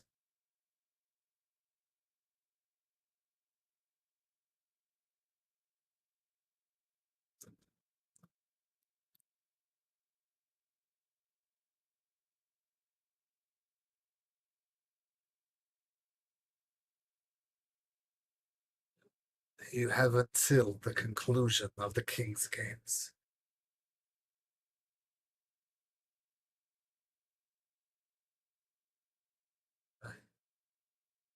As I said, ponder about it. I must admit I'd be bitterly disappointed if you said no. They said a 75% Kiva will take any day of the week.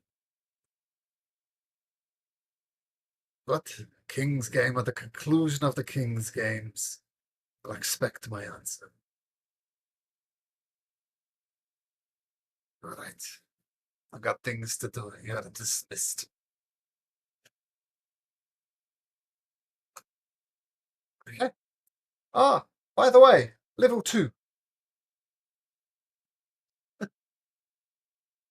So take a moment to level up, then we'll switch back to Riro and Umi. Who's going to be brave enough to roll? Or hit points?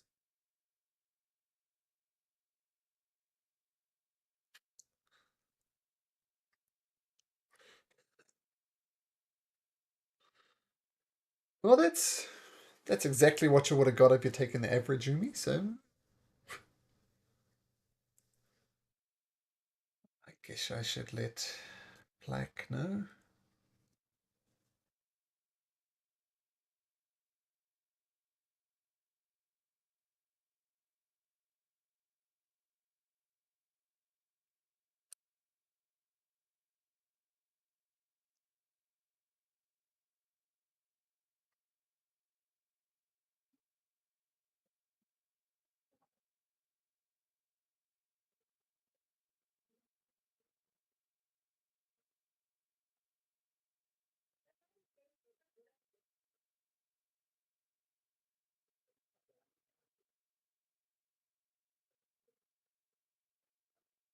Reroll. You can re-roll that.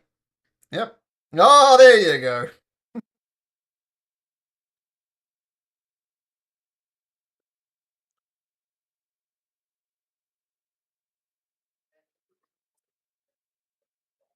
It's not. Yeah, that's a good to hear you say that because it's not practical, right? Like people walk, sleep, and eat in full plate armor. It just doesn't make sense. Not that you have full plate at the moment, but yeah. Ah,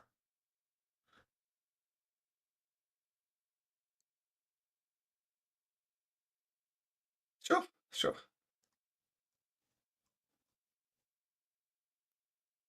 Anybody else multi-classing? Not yet.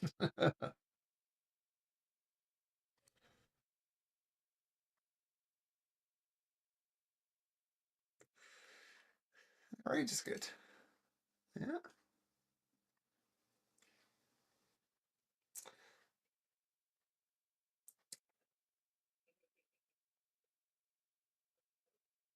One's multi-classing into cleric. Nope. Okay. Not yet. All right.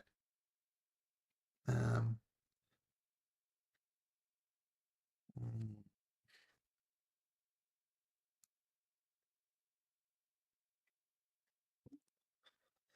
Just to be sure.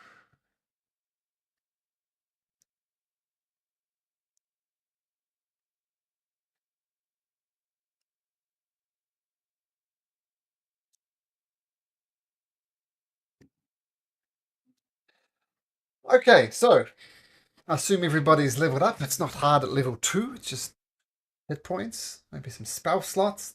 That's about it.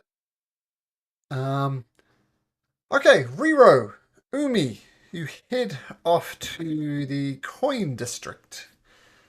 Um, it's not hard to find this man called Thimble, and you see he's got one of these. It's kind of like a pyramid type of thing, which he's shaping rings on and tapping them away.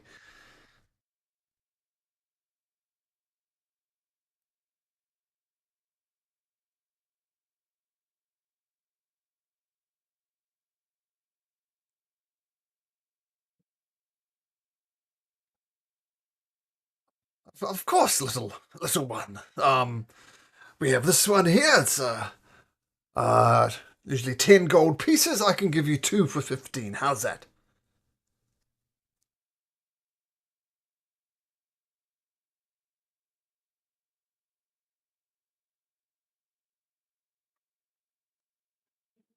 Yeah.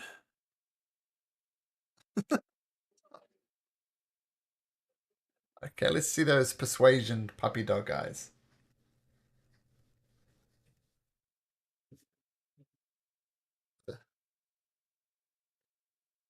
Wow, the puppy dog eyes. So, um, yes, it was. Um, all right, look, I like the look of you. Um, this is your girl here. She says to Riro.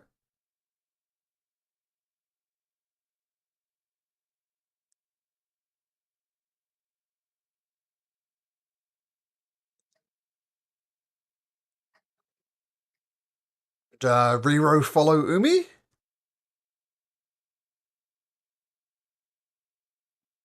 Well, not let it be said that I'm getting in the way of my true love. I can't do 4 gold pieces though.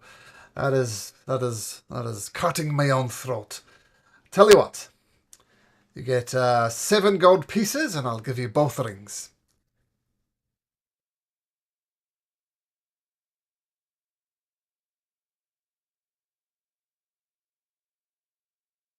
Oh, I'm so grumpy and disappointed. Oh.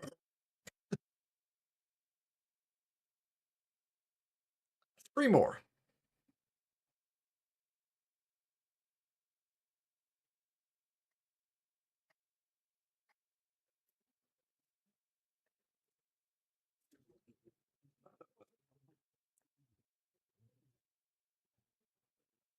All right. Well, here you go. One for you, lass. One for you, lad. And best of luck to you.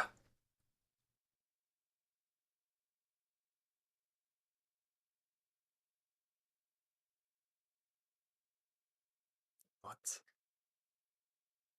Strife. Make me a perception check.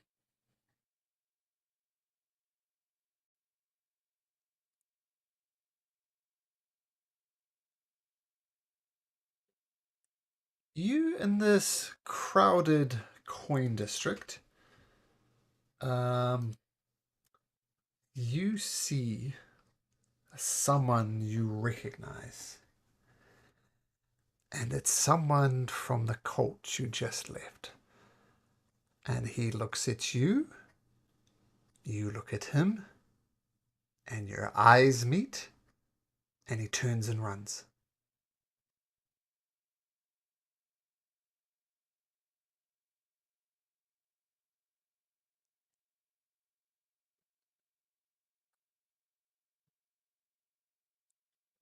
Okay, so um, we're going to move into a chase situation as you're chasing this guy through the crowded market. Now, it is going to be difficult because the market is crowded, but we'll see how it goes. Tell you what, we'll drag you across to this screen and we'll oops, put a character on here. This is more theatre of the mind, so we're going to do it this way.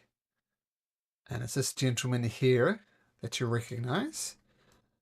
Um,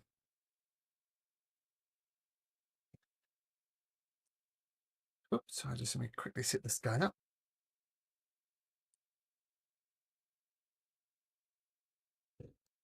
Okay, so anybody participating in this? Oh, sorry, one more thing. Ah,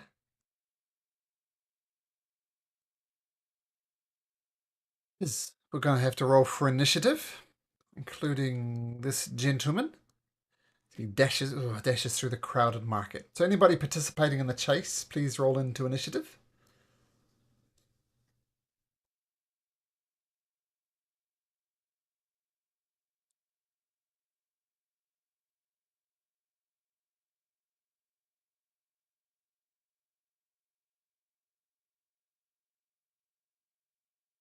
And I guess Kiva, probably you're still talking to Lord Simonda at this point, yeah. Just waiting for a reroll. Did you get in there, reroll? That's right.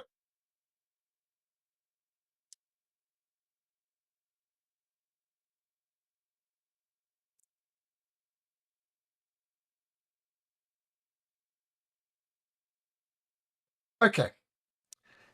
So, through this very crowded market, do this as approximately. Everyone's taking the dash action. Does anybody have a movement speed greater than 30? What's your speed?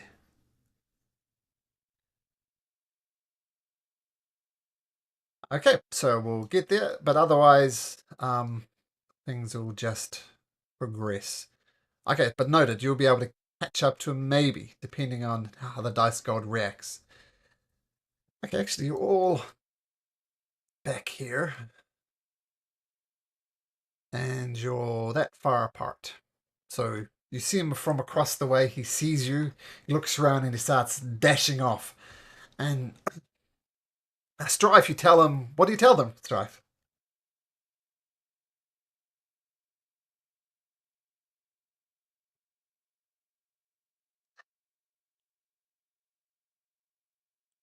Strife starts running across, and Aldrich, you start in pursuit as well. What do you do?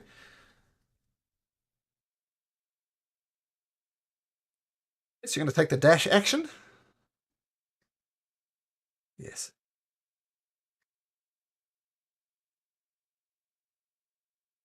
Ah, okay. So catching up. So we'll say you get a little bit of hit. You start. It's difficult to push through these people either with your speed. So I say you catch up 15 feet to him. So dash, dash, dash. And can you roll me a d20, please?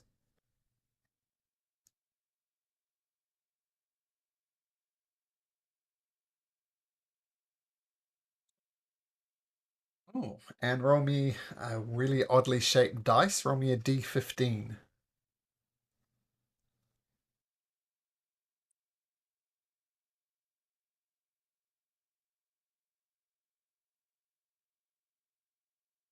Um, you notice some of the road maintenance hasn't been as good as you could. And can you make me a perception check, please?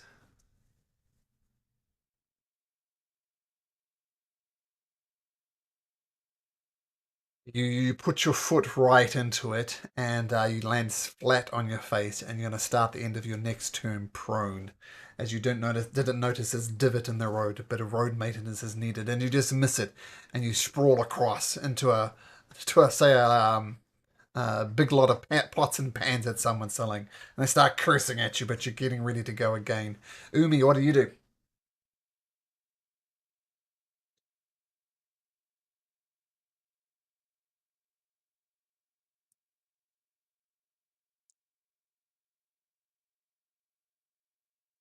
Okay, so once again, difficult terrain, but you can catch up to him 15 feet as you run.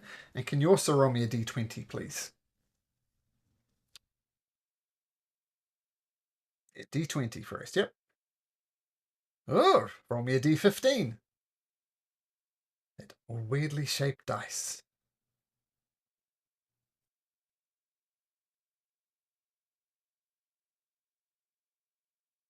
Oh, that's. Wait.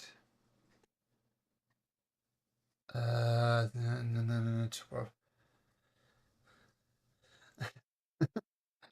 A group of gleeful children, as children want to do, almost like puppy dogs, starts joining the chase, laughing and swatting at your legs with sticks.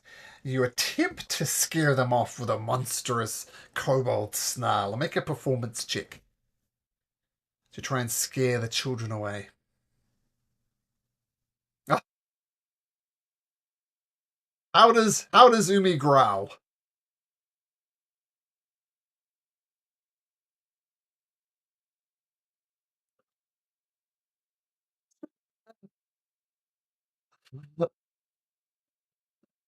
They all think, fine, just go cry to their parents. This is terrible. Okay, so you successfully avoided the crowd of children. Rero, what are you doing?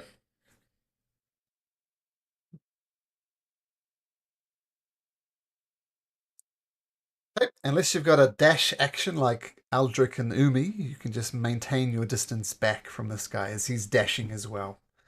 But you can roll me a d20.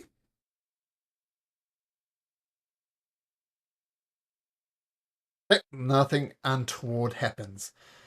The thug continues to run, and he's dodging through the crowd quite nicely. Strife, maintaining his distance from most of you. Strife, what do you do? Dash and run. Cool. So once again, maintaining your distance on your quarry. Can you roll a d20, please?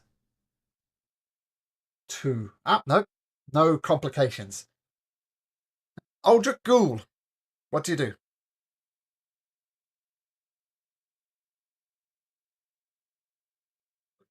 Yep.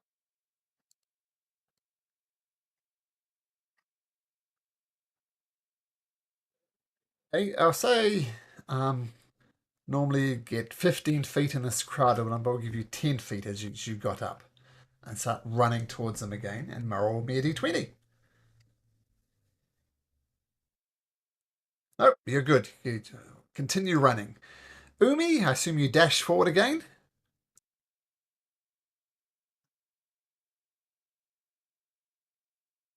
Yep, which gets you 15 feet closer to the target. And roll me a d20.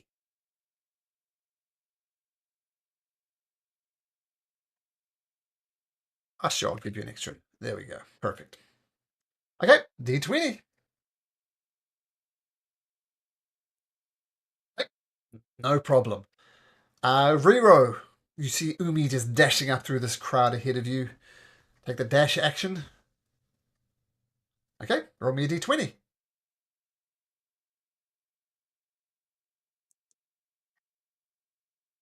Oh, looking at not saying 7, no complications. This guy from the cult continues to run.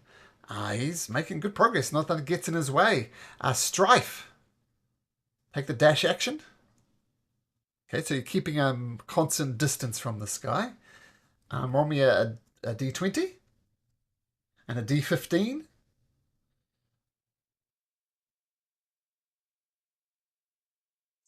Slash R. So slash R d15. That oddly shaped dice. 2. Uh, so this read it. A horse ambles into your path. It seems to have broken free from the cart that it was on and is just standing there. Can you yell a quick "yeah"? Yelled enough to convince it to move out of your way. Or make me an animal handling check to see if you can scare the horse. Nope. And it gets in your way, and you have to push through, and you lose 10 feet as you negotiating with this horse. But eventually it whinnies and gallops away from you. Okay, Aldrich Ghoul.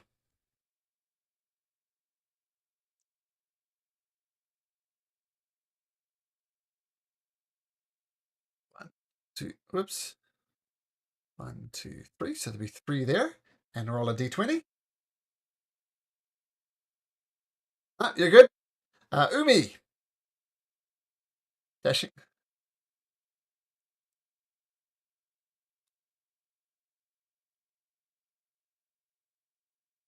So I'll put you there. Okay, cool. Okay, and roll me a d20.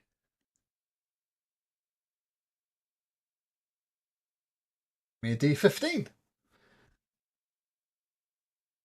4. A large stained glass window, because that happens in every chase, blocks your path. You can attempt to smash through the barrier if you want to, or you can take your time and go around it.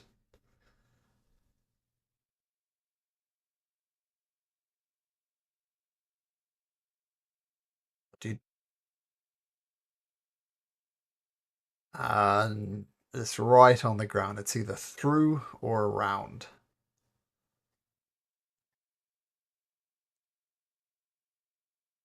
Okay, so you avoid smashing through the glass, but it takes you a little bit of time and you'll lose 5 feet of movement. Azariro, your your good partner Umi's dashing away. What do you do? Yep, so roll me a d20.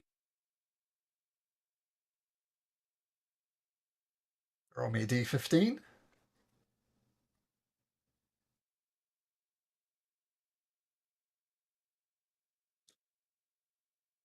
14, 1, 2, 3. A poor, bigger woman stumbles into your path. Hands can cup before you. A few coins for the poor, please. She's standing in your way.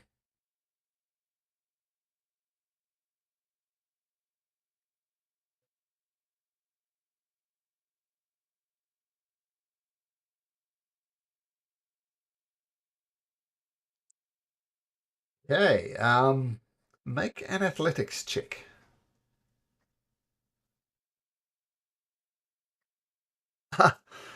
Yeah, you jump and you basically hit her right in the face, and you fall back and you stumble backwards. So, oh, you just have to say no. That would have been fine," says the beggar, as the quarry.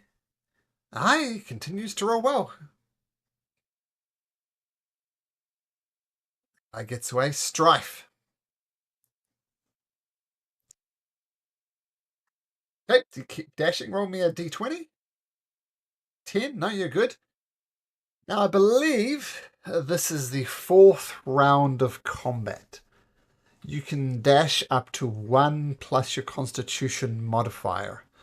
So, Aldrich, are you still... you can continue to go, but you're risking exhaustion.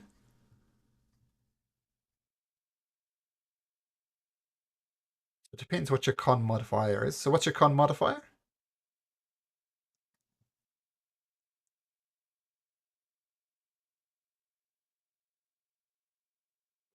Okay, so we'll say from now you're really starting to huff and puff. And you can continue to chase if you like, but you'll start taking on exhaustion points.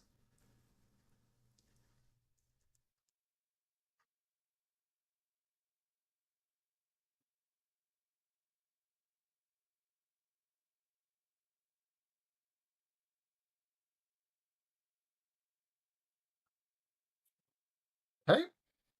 Using your rogue 3. Okay. Take a point of exhaustion as you're huffing and puffing, trying to catch up with this guy. Umi, what's your con? You take on a point of exhaustion. Rero. Oh, sorry. Aldrich and Umi. Sorry, both roll me a d20. I forgot to ask you. D20 for Aldrich and Umi. And Umi.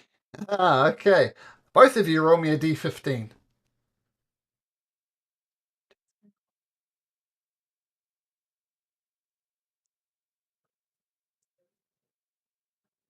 I'll say both of you notice something. Um, your quarry quickly drops something shiny on the ground while they run. They drop a piece of paper actually, and as you approach the object, both of you make an investigation checks.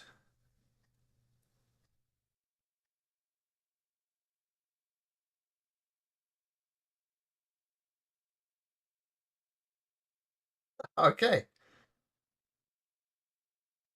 so you notice he's dropped it. You could stop and pick it up, but that would be you'd lose.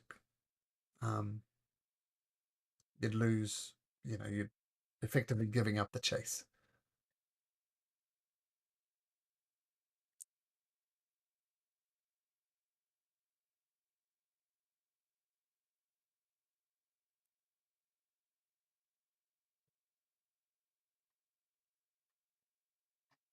Okay, cool.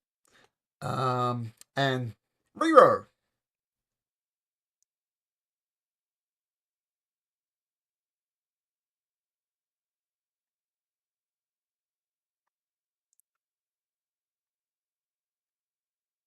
Okay, so just it's kind of speed walking. Okay, so you drift a little back. Um, so it says you're not really dashing. More roll a d20. This guy continues to dodge it.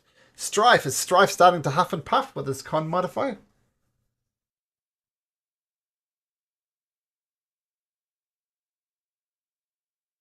Uh, well, make me a perception check.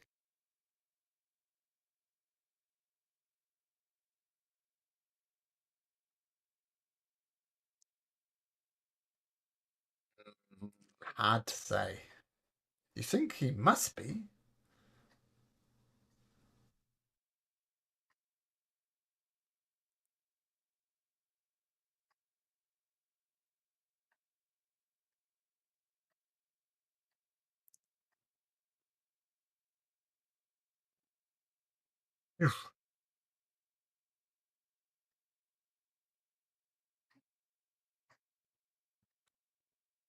Yes, this is the market. Yeah, that's what's proving so difficult. He's got distance and there's people in the way.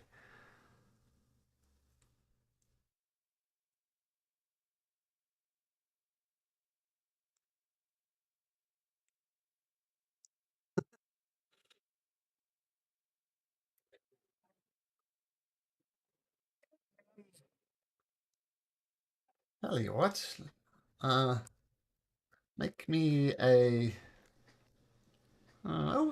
say insight. See if you got enough of his features to. Oh yes, you remember this guy. He was very much involved. Like he took the whole message of the Coven like to heart. He's really into it. His name was Carl Gloven. Glor. This guy.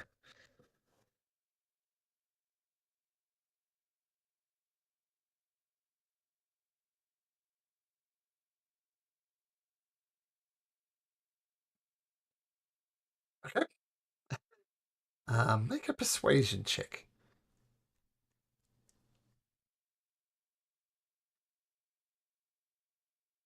We'll see if he reacts to that. Okay. Uh, Aldrich. Oh, you've stopped. You're out of the chase because you picked up the piece of paper. We'll get to that in a second. Umi, you're huffing and puffing. What do? You're getting closer.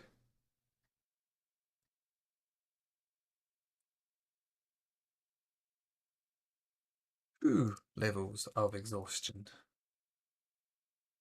Okay, but you're getting closer. You're faster than him. Rero, just sorry, Umi, roll me a d20. You're good. And Rero, just hanging back for now. Okay, just jogging to keep Umi in sight. Huh? And at this point, you look around, and whoever this was disappears into the crowd. He rolled exceptionally well. So whoever this car character is, Strife, he be gone.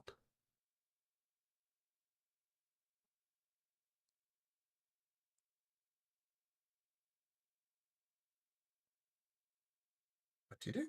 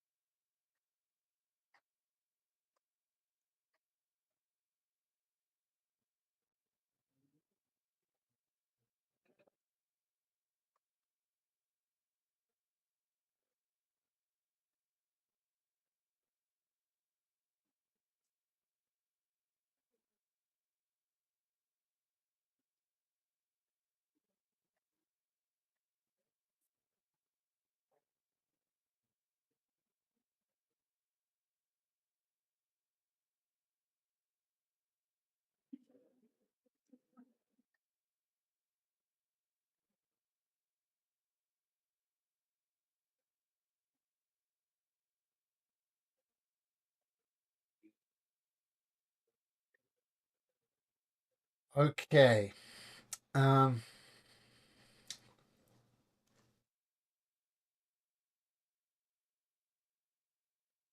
The piece of paper. Firstly, it's signed by with this name. Do you recognize that name, Strife?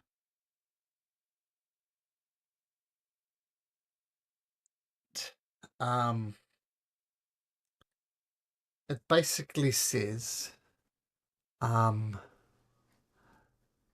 we have the necessary sacrifices prepared. The summoning will begin soon. Remain faithful to the coven. That's what it says.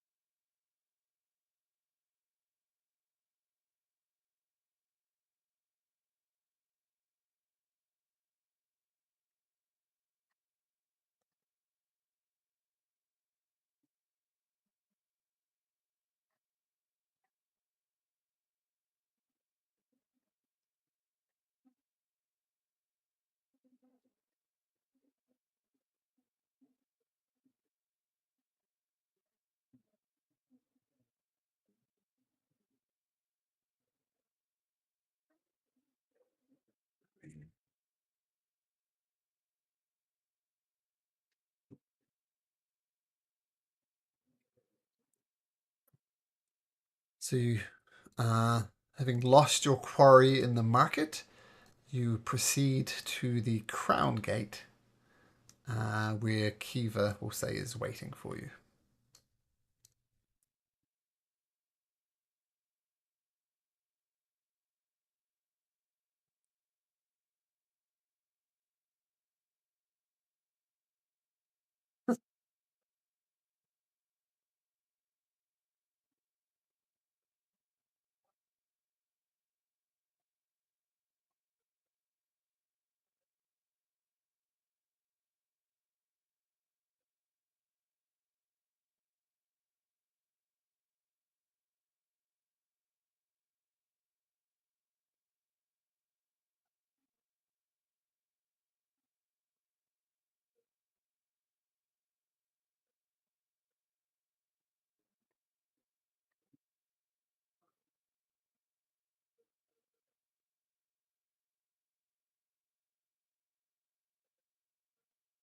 Ah,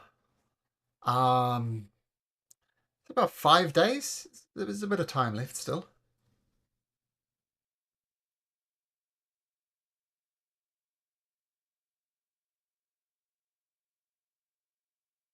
Oh, yep.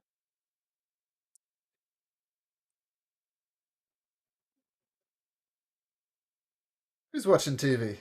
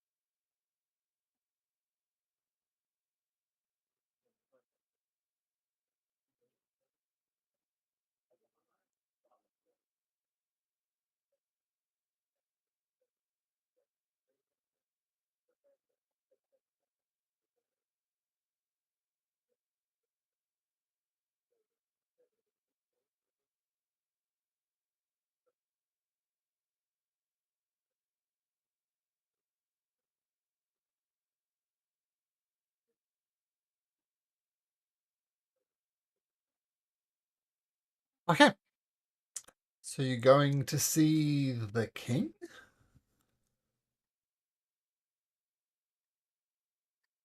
Sign Mondo?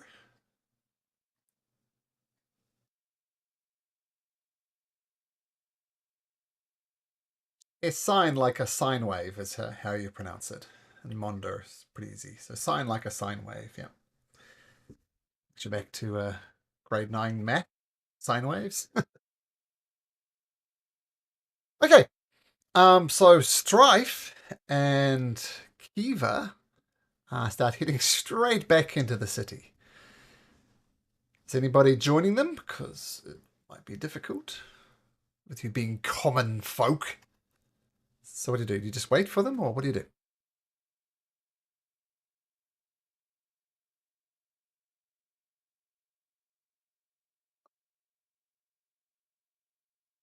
By the time Strife and Kiva return, you can have a short rest, and this is a special type of exhaustion that stops after a short rest. So it's, yeah, so no more exhaustion points for those who are exhausted. It's more like in the moment. So, yep. So, no, you're exhausted. You take a moment, Umi in particular, and you recover. And once again, you go back into the high district. Once again, Kiva being Kiva, she's allowed in, and you return to the Monder Villa. And Lord Sign Monder says, "Oh, back so soon, lass. Uh, Tell me, I know you've made your decision. What's it gonna be? Yes or no?"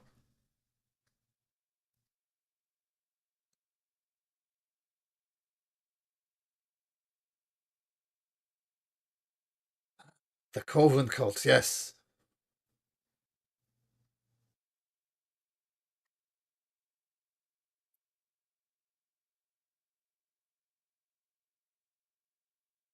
Right, what you got, brother? Yes.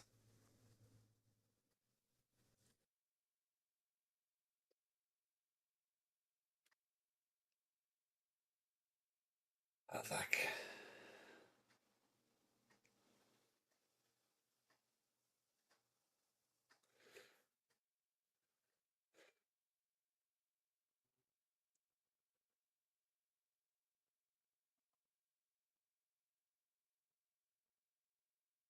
brother, you've made the right decision. Um, Tell me, as I understand that you were lived to be the sacrifices all those years ago, what exactly were you being sacrificed for? What was the purpose of it?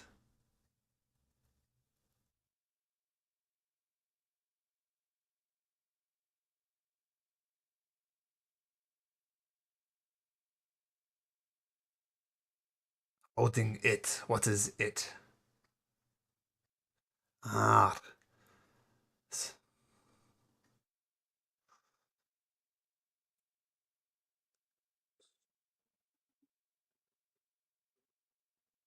this is concerning information for sure. I mean, once you escaped, I thought they would just filter out and, just dissipate. But they've been busy in the intervening 20 years. Unfortunately, there's not much to go on, right? This Countess Marital, whoever she is. Well, I can tell you, uh, Countess Marital used to work for me at the Royal Stud Farm. Um, Down here. But she left 20 odd years ago.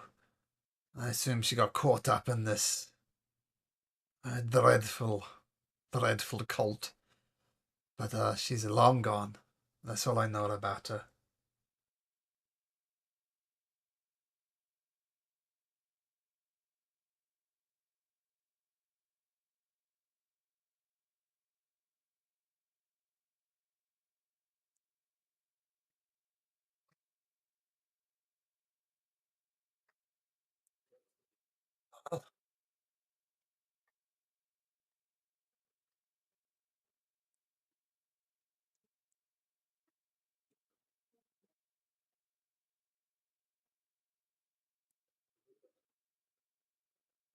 Well,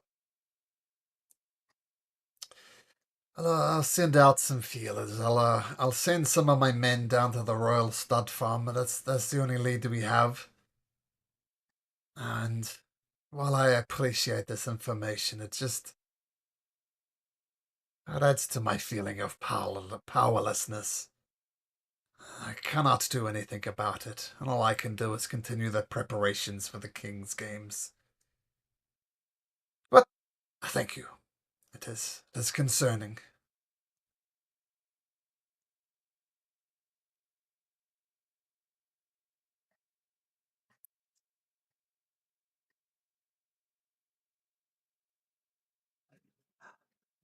What would you have me do?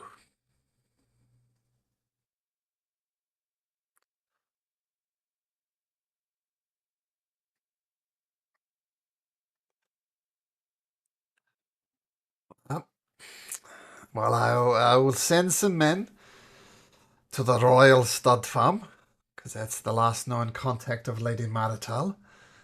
I'll send some men, some scouts to investigate the cult headquarters as you've described it.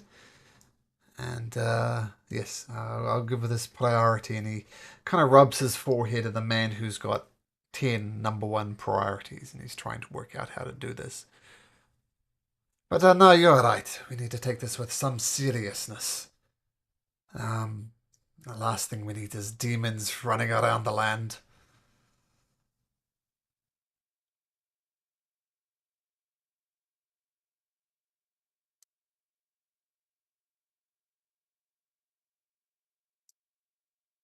He nods back and dismisses you both.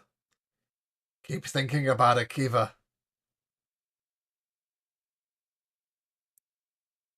Okay, so you meet up with everybody.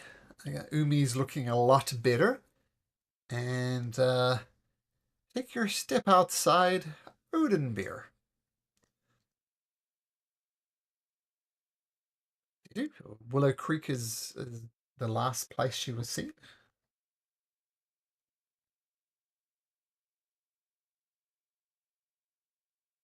Okay.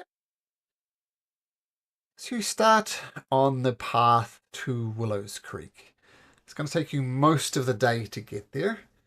Um, the Odin Bear Plains and the Willow Creek Plains are very much the bread basket of the kingdom. There's lots of farms there, lots of good, honest working folk going about their business.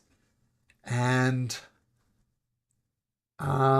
there's towards the end of the day, as you almost made it to Willow Creek, the lumber that's mostly going to Odin Beer. I mean, this is a lumber got lots of sawmills in Willow Creek as well. Um, but the cart stopped because it's getting late. But then you notice a cart on the side of the road about 20 or so feet away, and it's tipped over. And you see, well, actually, make a perception check. Yep, all of you. Yep. Oh, yeah, yeah. Just take it when I say everybody. You can exclude yourself, Kiva. This is purely sight, right? Other ones would make sense, but this one doesn't. Um, so I've just lost my page. There we go. Okay, let's see these perception checks. Aldrich Gold. I'll give you one of these, maybe the first of the campaign. Um, uh, yep, you see the grass?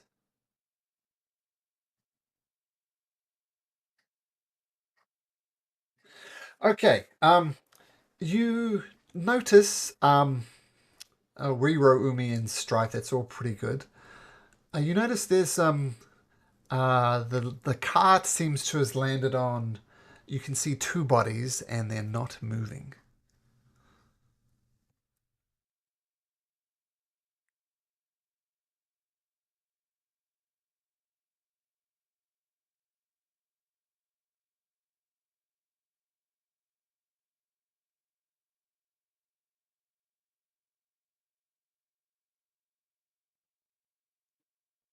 As you approach them and poke them with the chicken bone.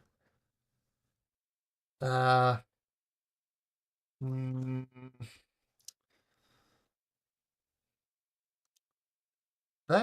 I'll let you. I'll give you this before you get there.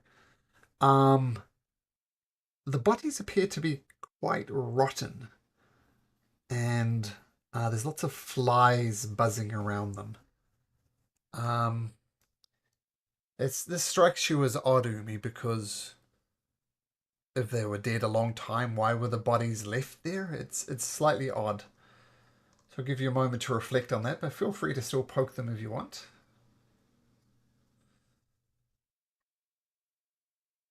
Okay, just a sec. Make me a Constitution saving throw.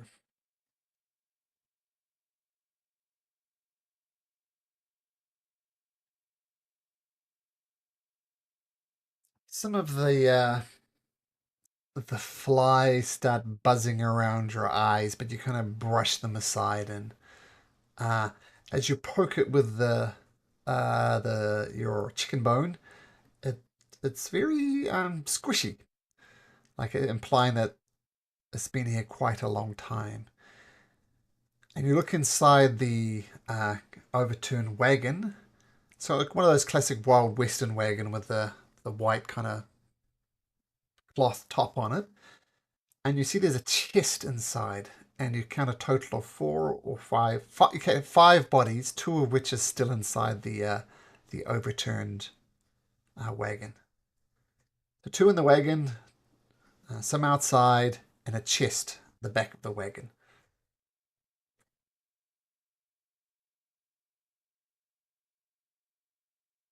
All human.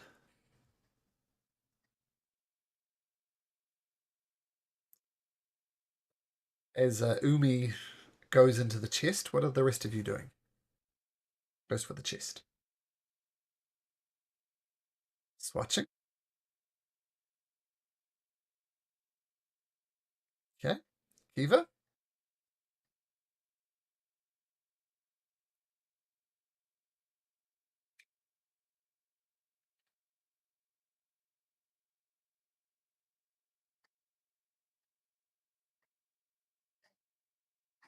Sorry, say that again.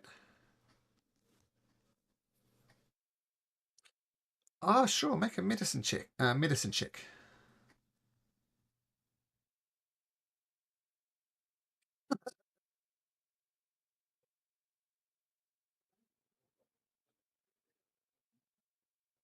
Um, there. You go and look for some. I mean, an obvious way they would have died is the wagon would have fallen over on them, and they would have just be crushed to death.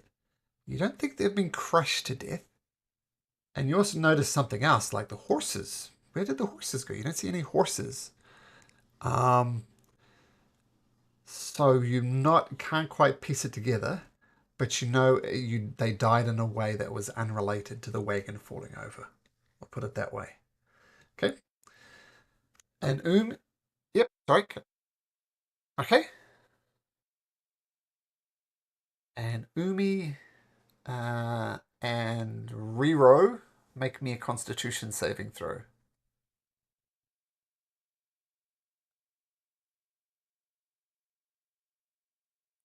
Okay, and I assume, well, the way Kiva was doing it, like it's from a distance, right? Okay, cool. Riro, one of these flies buzzing around these corpses goes straight up your nose, and you try and cough and spit it out, but you feel it kind of squirming in there for a second, and you blink, and you're not quite sure what to wake up, but you don't feel quite right.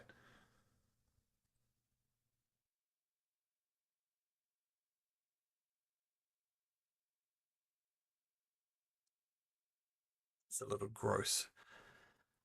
Umi, one goes in your mouth and you spit it out. No problem.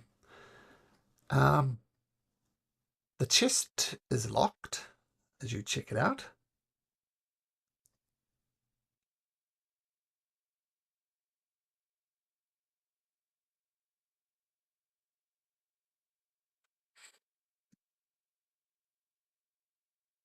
Okay, so you drag it out. Not sure how grossed out you are by, but some of the bodies you kind of have to drag it through the bodies, and they kind of squelch and leave a bit of a streak behind, and you bring the chest out into the open, far away from this fly-infested site that you see. And yeah, the chest is safe, is easily accessible by anybody.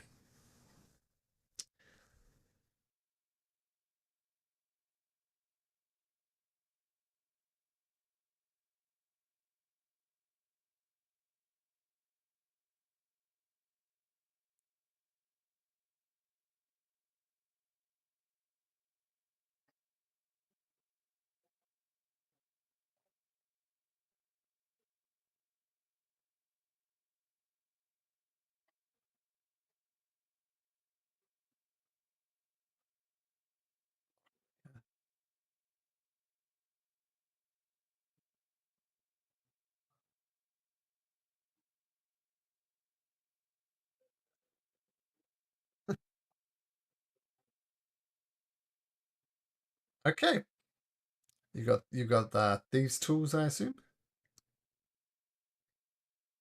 Okay, I always get confused. What do you roll for picking a lock?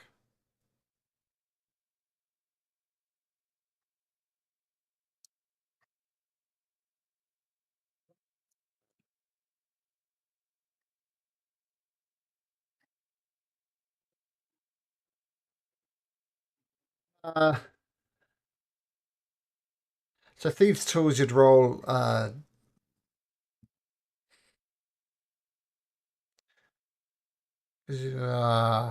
Make a sleight of hand check and add your proficiency bonus if you're not already proficient. We'll do it that way, since you're proficient at thieves.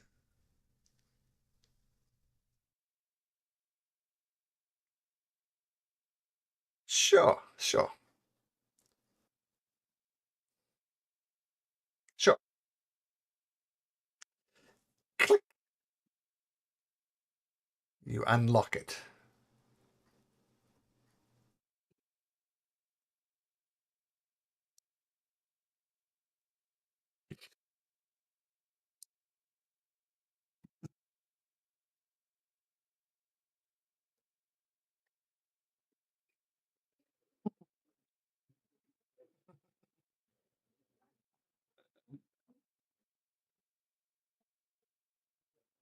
You open the chest, Aldrich.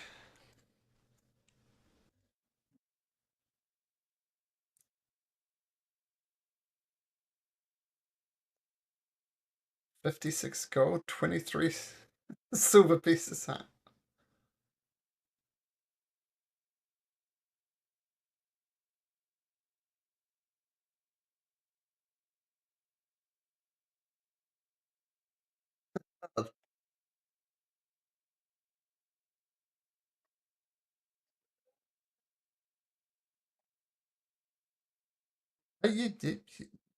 Yeah. As I said, you think they died, but not from a wagon accident.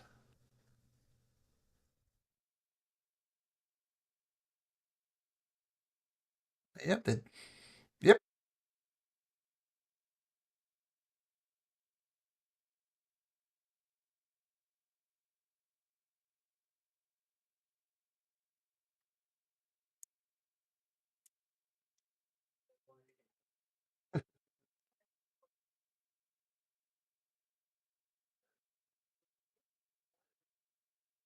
Like is at a beach, he told me, doing a digital detox with his family. So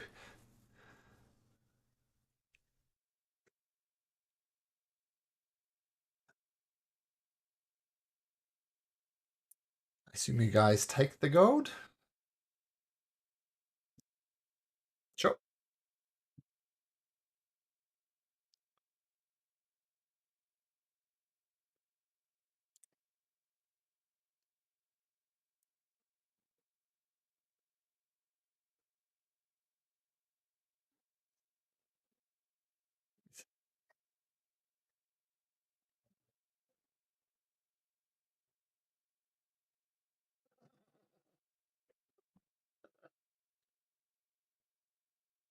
Tour group.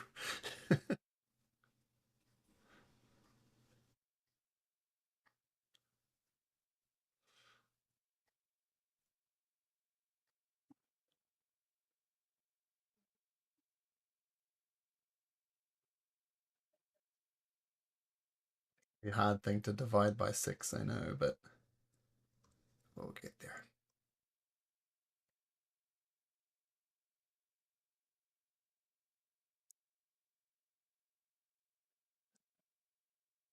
Someone's going to get an extra copper by the sounds of things.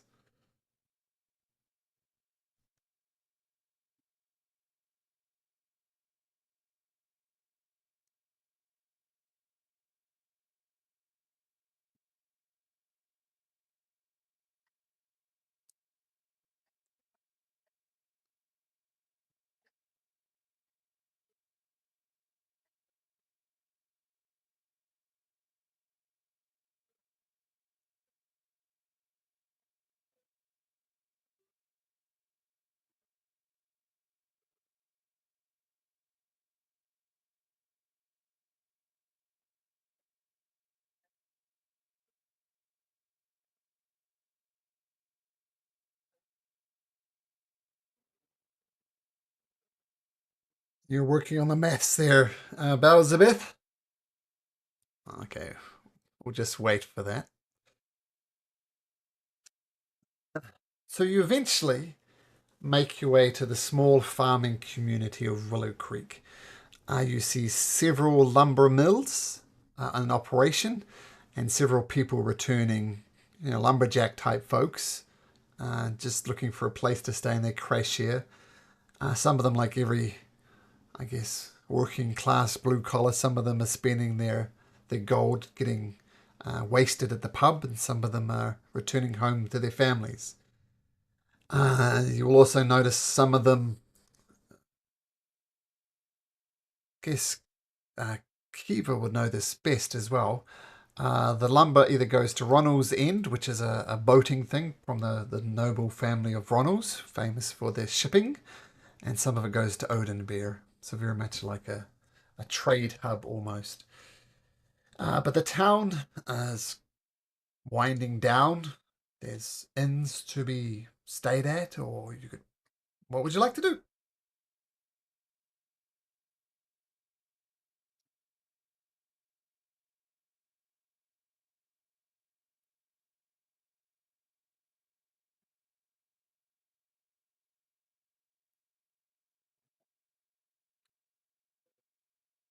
Okay, so easy enough to find an inn. Easy enough to spend a night in the inn. Once again, the cost is a silver piece, or 2 silver if you want breakfast. And as you enter the pub, it's as I said, there's lots of drunk people here, um, just drinking. There's a fireplace in a corner, and people are keeping to themselves. There's an old dusty barkeep. Uh, there's anything you guys wish to do, you can. Otherwise, we can just proceed to the next morning.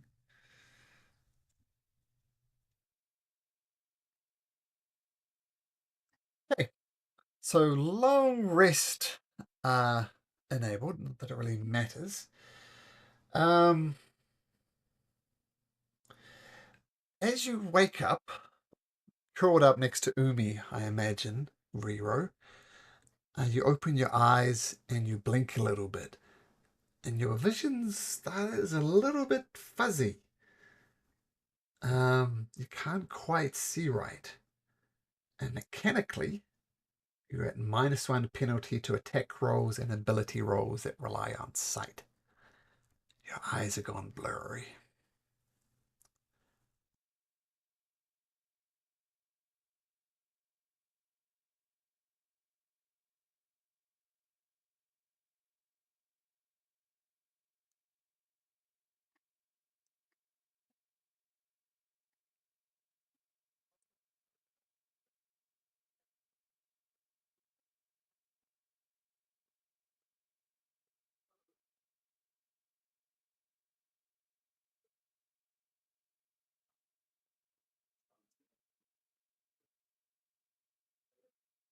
You can see her, she's just blurry.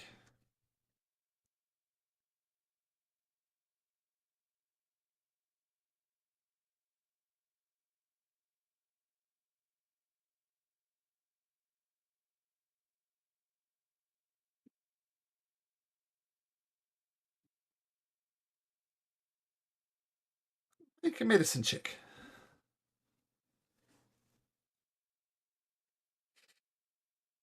No, she doesn't.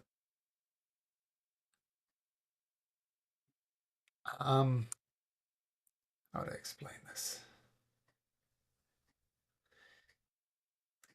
I'll say his eyes look milkier than usual.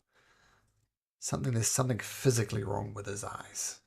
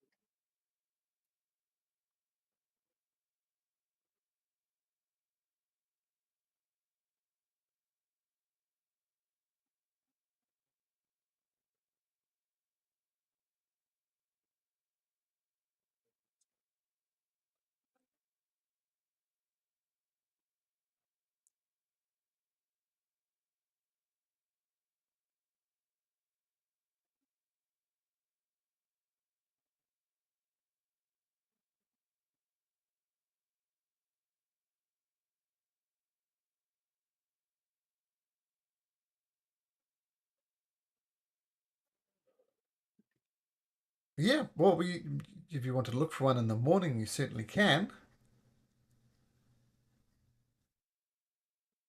Oh, well, you wake up in the morning and I don't know. If you want to seek out a medicine person, you can. Okay, so so dashing down after breakfast, you come across a small medical tent, we'll say, and there's lots of lumberjacks, who lose fingers and stuff like that. And there's a lady there with a bib on, like an apron with a bit of blood on it, and she's kind of washing her hands in a very unsanitary way. And she's, hello! Ah, I'm usually seeing cuts and lost fingers. This is something unusual. What can I help you with?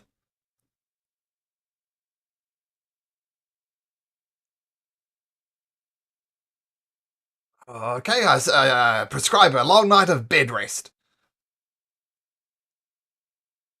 Uh,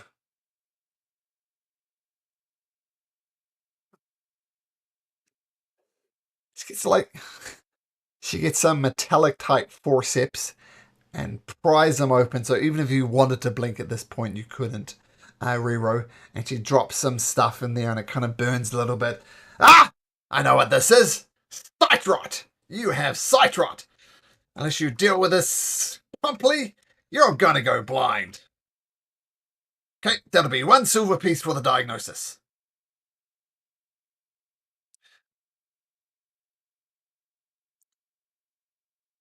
Well, come back to me or any medical practitioner.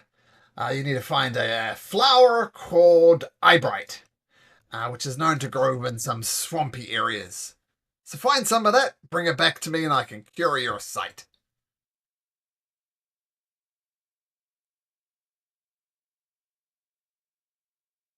I don't know if you noticed, but the Alden swamp's pretty damn big.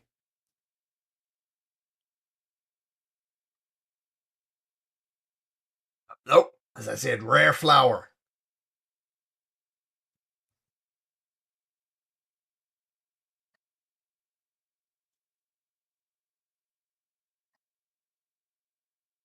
All right.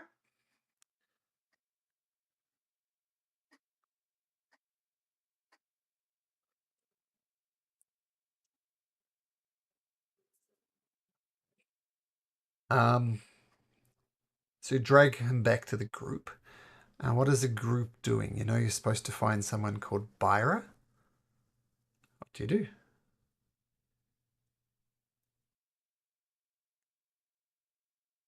Well, I'll tell you what.